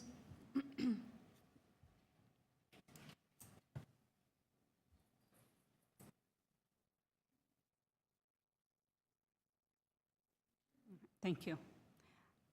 I have used this ramp myself in rain and in the snow. And without that ramp, I wouldn't be able to get in. They shovel it in the winter. They don't salt it. It's slippery. And I hope that that ramp would have been as wide as the doors. Because when I'm trying to get in, at the top, there's that little platform. And it's difficult when other people are coming out with other assisted devices and strollers and shopping carts. And also Rick Mercer on CBC, he did a segment on those ramps, so I thought that was interesting. Thank you for your presentation. Okay. Thank you. Terry Lynn. I'm conflicted as I say these things, so I wanted to sort of preface that, because I'm finding myself agreeing with a lot of Wendy's comments and the way she lays out contention. So I'm also interested at the moment on page 11. And so the reason I wanted to draw your attention to page 11 is because I've not been to this particular store, but I have encountered ramps that look precisely like this, where the ramp doesn't meet with the landing. And that's incredibly dangerous. I was in an area of town very recently where it was Koreatown. Koreatown is full of these ramps, and I feel the intention, you know what I mean? But a lot of the lips between the ramp and the actual landing were quite large, and then oftentimes the door will only open out, and if I'm supposed to be going down a ramp at the same time, essentially I'm saying there's a majority of the ramps that I can't use. The other thing that I wanted to say is Mike was sitting beside me and he just shared, you know, these were the protest ramps and highlighting the intention behind that. But the other thing I wanted to say is there hasn't been a single business that I have personally seen that has used these ramps that has the intention of actual access. So although I may or may not be able to get into the door, once I get into the door, I can't pee, or I can't like use the lanes in the store, right? And I feel like all of that is incredibly important, right? Because what are we trying to accomplish? Are we trying to get access to a store, or do we actually want to purchase something or buy something? And I apologize if I've used this example before, but in the summer, I took a class called Gender Trouble in Education, and we went across the street to a pub, and there are 20 people in my Gender Trouble in Education class, and we couldn't get into this pub really close to U of T, and the owner came out and said, oh, I'll do something to try to accommodate this as a group because I don't want to lose your business. But the space was so inaccessible just for myself that 20 people walked away from that potential lunch that day. So I think, I know you guys know this, but I wanted to highlight, you know, we are talking about budgets and access to money, particularly for small business owners, but there's a significant loss in money and business when businesses are not accessible to people with different mobility issues or like communication issues, et cetera. But like, as I say these things, and I know they're true, and I know the ramps are potentially very unsafe. I've experienced that myself. Oh, the other thing I wanted to say bounces off of Wendy's point of like, can we not, I mean, the City of Toronto has so many policies, and I try to keep up, I do. Can we not have like a public access to space policy that incorporates all of these things around the sandwich boards and the garbage and the ramps, and sort of like bring those communities together to think up a solution? Like maybe that could be like a work day or something that's hosted by the City of Toronto. Because I feel like this to me feels like too many things for me in particular to solve, or the committee to solve. Thank you very much. Yin to speak? Just to comment that though I totally agree with wheelchair users or those with, you know, who would benefit of a ramp, but I really don't see those ramps as the solution at all, because the doors are narrow. They, you know, may not be able to, like, you know, the handles are not right, and when you enter the restaurant or store, it's so narrow. So I think there needs to be, first of all, a talk with the stopgap people and the businesses to say, it is a stopgap, it's not a permanent thing, and if you have no intention of making your entrance accessible, your storefront and everything accessible, then let's not kid anybody that you're trying to make your business accessible. And I agree with enforcement that somehow there should be some kind of enforcement that if all you have is a little wooden thing that may collapse under a heavy wheelchair, then there's just trouble. It's just not the long-term solution. So I would support the city, if the city wished to take action in somehow limiting the temporary ramps, but giving them, the understanding that they should be providing permanent solutions. Okay, thank you. I believe Joe to speak. To follow on Terry Lynn's comment, and Yin, according to the OBC and requirements, if a business owner wanted to go through the process to make their front entrance Ontario Building Code compliant, is there then a requirement to make the rest of the store accessible as well?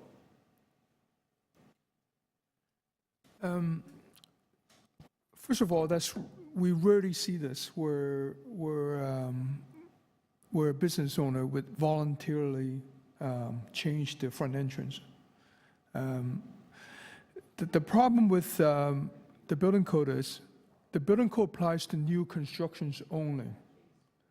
So if you were to modify the front door, for example, you can apply the current code to the front door to make it accessible.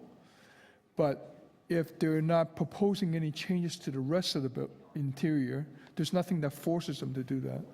That's the problem.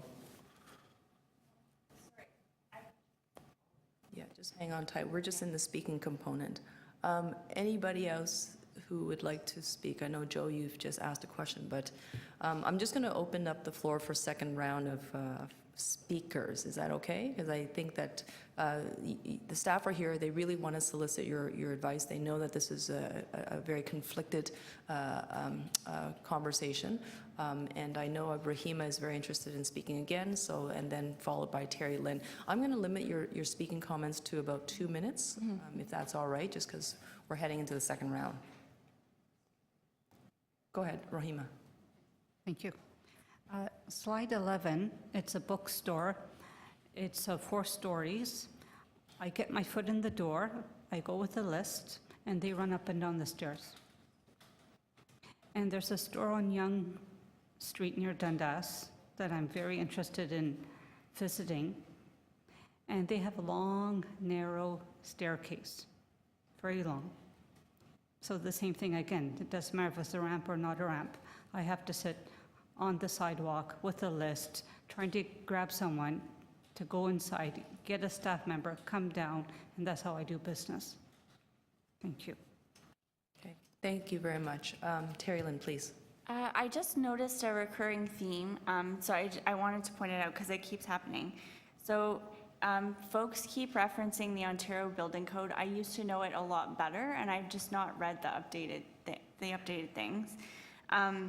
But people keep referencing the Ontario Building Code, but at the end of the day, the Human Rights Code says we have access to buildings the same way that a typically able person would, right? And I feel like that's already been said, but it hasn't been underscored perhaps, which is also how the comments from the Recreation Committee were problematic in that they said, oh, they only need to have an accessibility plan when the requirements for accessibility plans came out in 2005. So I did want to say that I'm not a lawyer also, we do have a situation, especially with these ramps, that highlights policies and procedures and legal requirements that are very much conflicting, right? And doesn't necessarily solve the problem at the moment.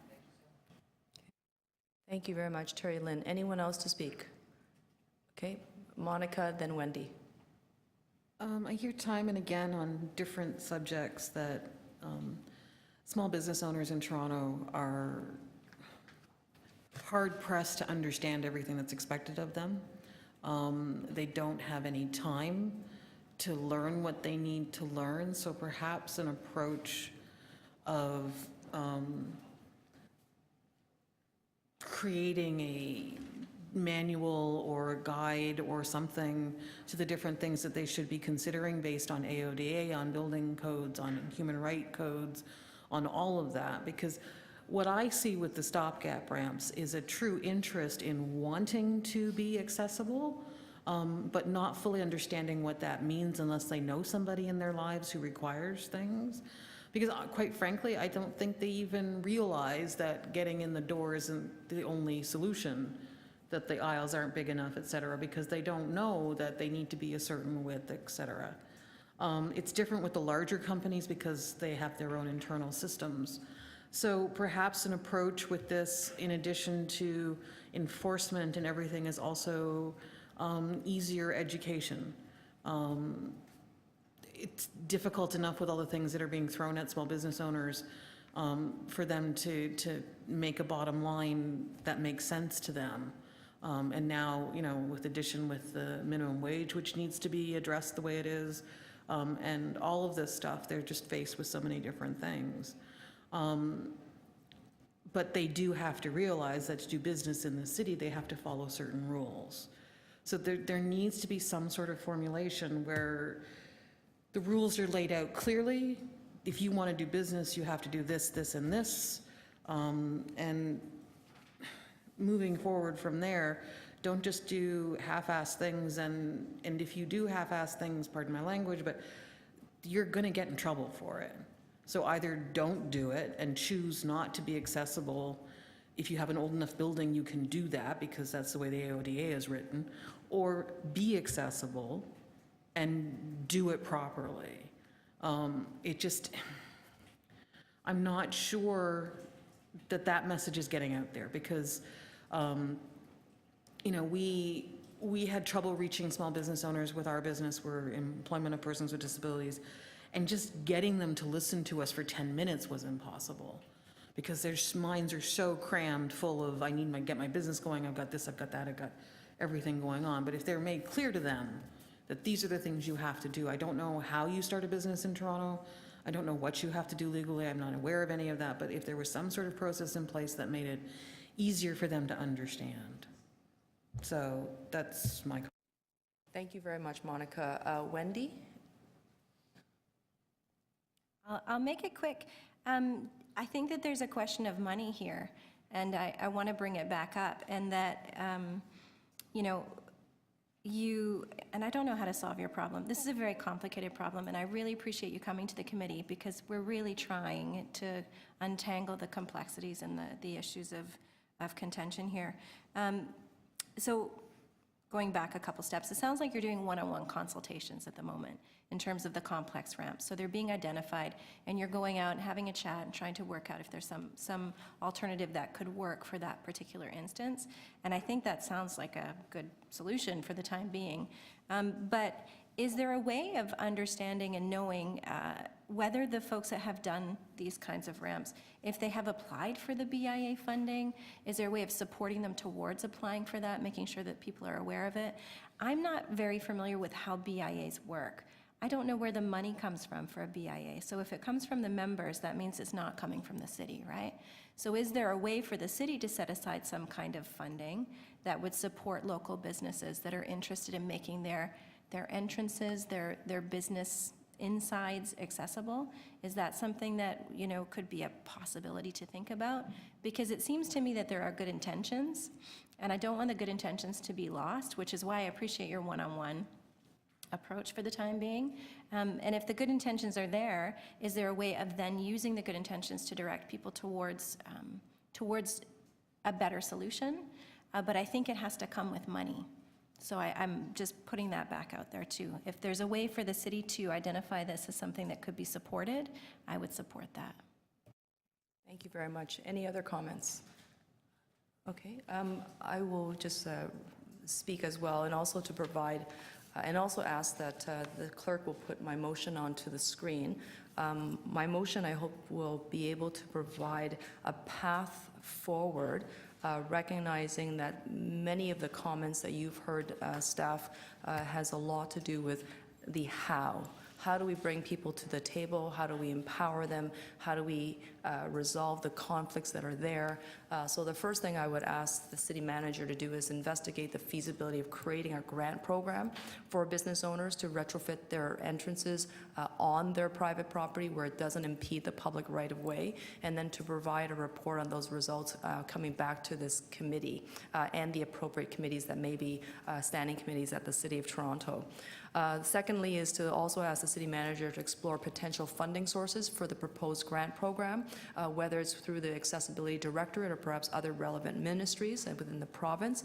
And then finally, the third point is to then have the city council advocate to the province on how we can actually support small businesses as they are, number one, grappling with AODA, needing to educate and understand themselves, understand the legislation, and also how they can actually then go ahead and retrofit their buildings and all the operations within their businesses to improve greater accessibilities. And then finally, is to have City Council direct our General Manager of Transportation to investigate the feasibility of actually creating guidelines to permit private ramps on the public right-of-way, such as the stopgap ramps, which are supposed to be temporary. Right now, they're not.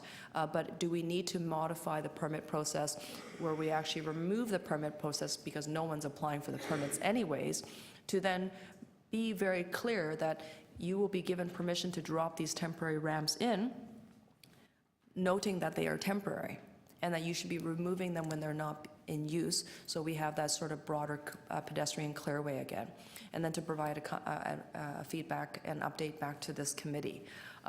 Sorry, I've got allergies that are just taking my eyes.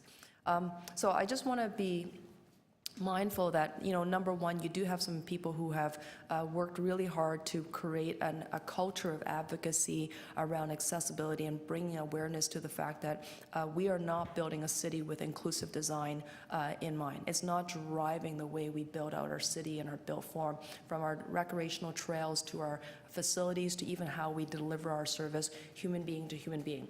All of that is requiring a lot more work. So there are things that we tackle with respect to attitudes and behavior and performance, which is, humans and training. But then there are things such as the built environment that we can probably move a lot easier.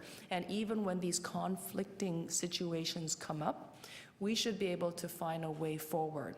What I think is very challenging, which to me is a deficit at the moment, is that we haven't been able to provide clarity. And clarity is what people look for. As a private citizen who used to own several small businesses, I can assure you that I took it upon myself to educate myself on what my requirements were as a business operator. Obviously, every business operator has a slightly different bandwidth for capacity, but I would say that if you're able to file your taxes, you're able to get audited, you're able to hire staff, run a payroll, you should be able to inform yourself at the very least around employment laws and around accommodations and service delivery. I would not say that every single small business does not have the capacity. What I think we haven't been able to do is create a culture and a culture of performance-led outcomes that says this is what you need to deliver. And this is when you become an excellent business provider. So therefore, people fall into the category of, well, I'll do as little as possible, with as least inconvenience to me, with very little impact to my bottom line. And if I can get away with doing that, I'll just do that. And that's not to say that people aren't good people, it's just that that's just the way it is if we create that environment where you can actually get away with doing little. And right now, we are getting away with doing very little. And not even just from the private businesses, but from the City of Toronto. We haven't done a good job in communicating what it is the city's needs are and what our obligations are and our requirements for the pedestrian clearway. We have not done a very good job, which then leads into conflicts. The conflict around the Signs restaurant ramp, which could not have been a worse example of the city not communicating clearly on why there was a conflict. And I know that it was very difficult because the campaign to keep the ramp came about in a way that it didn't allow you to communicate above and beyond that. Same thing with the situation that's unfolding in Roncesvalles, which I know is creating a hazard for other pedestrians. But again, the communication strategy hasn't been clear. And I think that we have a responsibility at the city to be as clear as possible, to have good policies and guidelines to actually allow for this conversation to move forward, to consult with the businesses to make sure that they understand what their obligations are, and then to bring the proponents of Stop Gap and other accessibility advocates to the table to ensure that they also know what our requirements are. And if there is a willingness to cooperate from every single stakeholder, I believe that we're heading to a very good outcome, even though at this particular point in time, it could be a strained conversation. And I think that we would be doing ourselves a favor at the City of Toronto by tackling this matter now, because we have seen the proliferation of these brightly colored, very whimsical, very happy-looking ramps all over the sidewalks, and they, as far as I can tell, more is to come. But if we have an unintended consequence that's coming out of it, which is all of a sudden creating a different hazard on the sidewalk, then we cannot overlook it anymore. And I think that's why your report is very timely, and I want to thank you, staff, for doing the work that you're doing. I recognize that this has not been the easiest, straightforward conversation, and I think you could probably hear from the committee members is that they are struggling, because when build form doesn't respond to your physical needs, sometimes you're willing to take, even substandard outcomes, because it's better than nothing. But I think that the city can do better than all of that. Okay, thank you very much. Are there any questions to the mover? I'm just wondering if something can be added, which is, I would like the city to consider like a community consultation or some kind of working day where different stakeholders can be involved.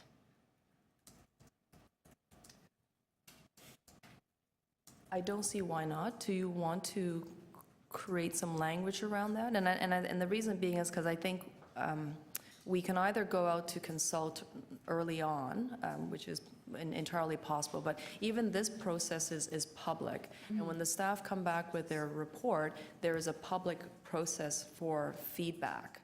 And as you will probably note, is that since the beginning of this term, we've actually permitted deputations, which has not happened in the past. Right. So I think it's a matter of, do we do it now or do we do it later? Because even if staff come back with a report providing us some guidelines, we can still then direct them to go back out and hear our comments around the report, and then go back out to say, now this is what our committee has come up with. What does the public think? So it's more of a well-developed approach, as opposed to saying, are you pro or against the stopgap? And I don't think that's a dynamic we want to set up, where that actually will hurt our intentions, I think. Oh no, I wasn't thinking in quite that way. What I think the consultation would help clarify is like, when streets are being used, like the issue around sandwich boards, garbage, also ramps, like all that kind of bringing those different stakeholders together. Do you want to put together an amendment or a separate motion on this? Okay. And we could certainly hold that down. Okay.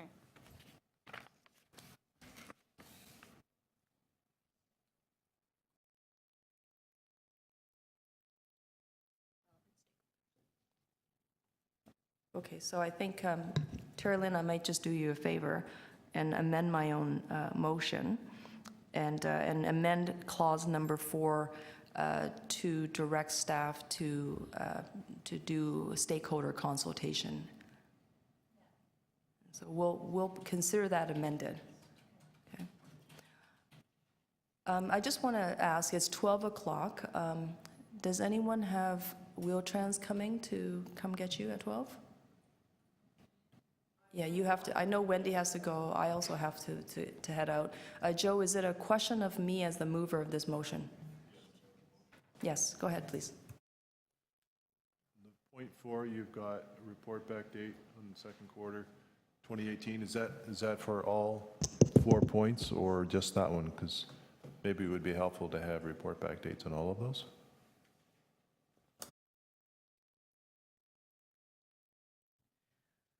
I left it open largely because we don't know how long it would take to do some of this work. I think we can probably safely say that item number 4, which is probably the one that we can direct staff to do the most in a timely fashion, that is why that report back date is. I love report back days. If you want to force the city manager to do the work faster, I don't see a reason why not, but he may protest, but he's not here to defend himself.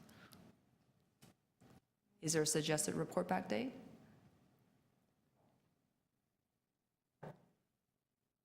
At this point in time, you pay. Not really, but I would leave it to your discretion because you know how the city works and what would be a reasonable time frame.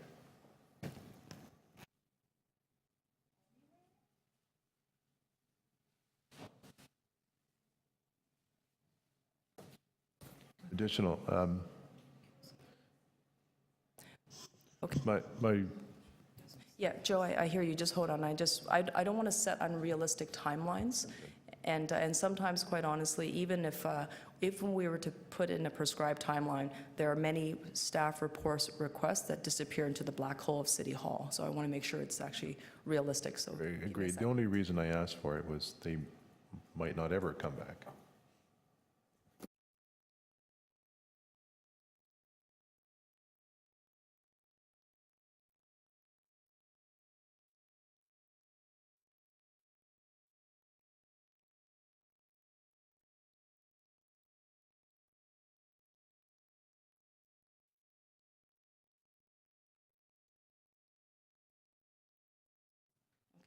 So we're going to amend that and to put in a date of June 2018. It's a bit of an arbitrary date, but at least we'll get it back before the end of this term of council. Okay. But I suspect we'll get it back sooner than that, because I plan to directly follow up with the general manager, the city manager on this matter. Are there any other questions to myself as the mover? No? Okay. So just consider the motion before you as amended. We know that paragraph 1, 2, and 3 recommendations will have a report back date of June 2018, and we've inserted the words conduct stakeholder consultations to reflect Terry Lynn's request to make sure that the public has an opportunity to provide some feedback. Okay. All those in favor of the motion? Okay. Actually, I'm going to ask for a recorded vote if that's okay. All those in favor, please indicate your support. And please note that Monica is in the affirmative, as well as Wendy Porch, Ian Brown, Kristen Wong Tam, Rahima Mullen, Terry Lynn Langdon, Joe Napper, and let the record reflect that that is unanimous. Oh, Mike, sorry, Councillor Layton, I apologize, City Councillor. You are always here in spirit. So I'm going to relinquish the chair because I know that I have to get going, and so does Wendy, and I think we're about to hit a dilemma here. And I just want to verify, and Yin needs to leave as well. Yeah, so let's, we have, sorry folks, I just want to make sure, we have items of point 4, which is a forward movement campaign. Is Dylan here? Okay, Jonathan, I see. Jonathan is here for that item, and that is, we can defer item point 6, but I think Wendy, you have to absolutely leave, correct? And Yin also? Okay, we're going to be losing quorum. Jonathan, my apologies. I recognize that you are here for this particular matter. Perhaps what I can do is just ask a question quickly. I know that there was going to be perhaps a presentation. We can either adopt the contents of the letter, I think, or we can defer this item to the next meeting and then invite you back. And I promise we'll get you onto the top of the agenda. Yeah? Is that where we're heading?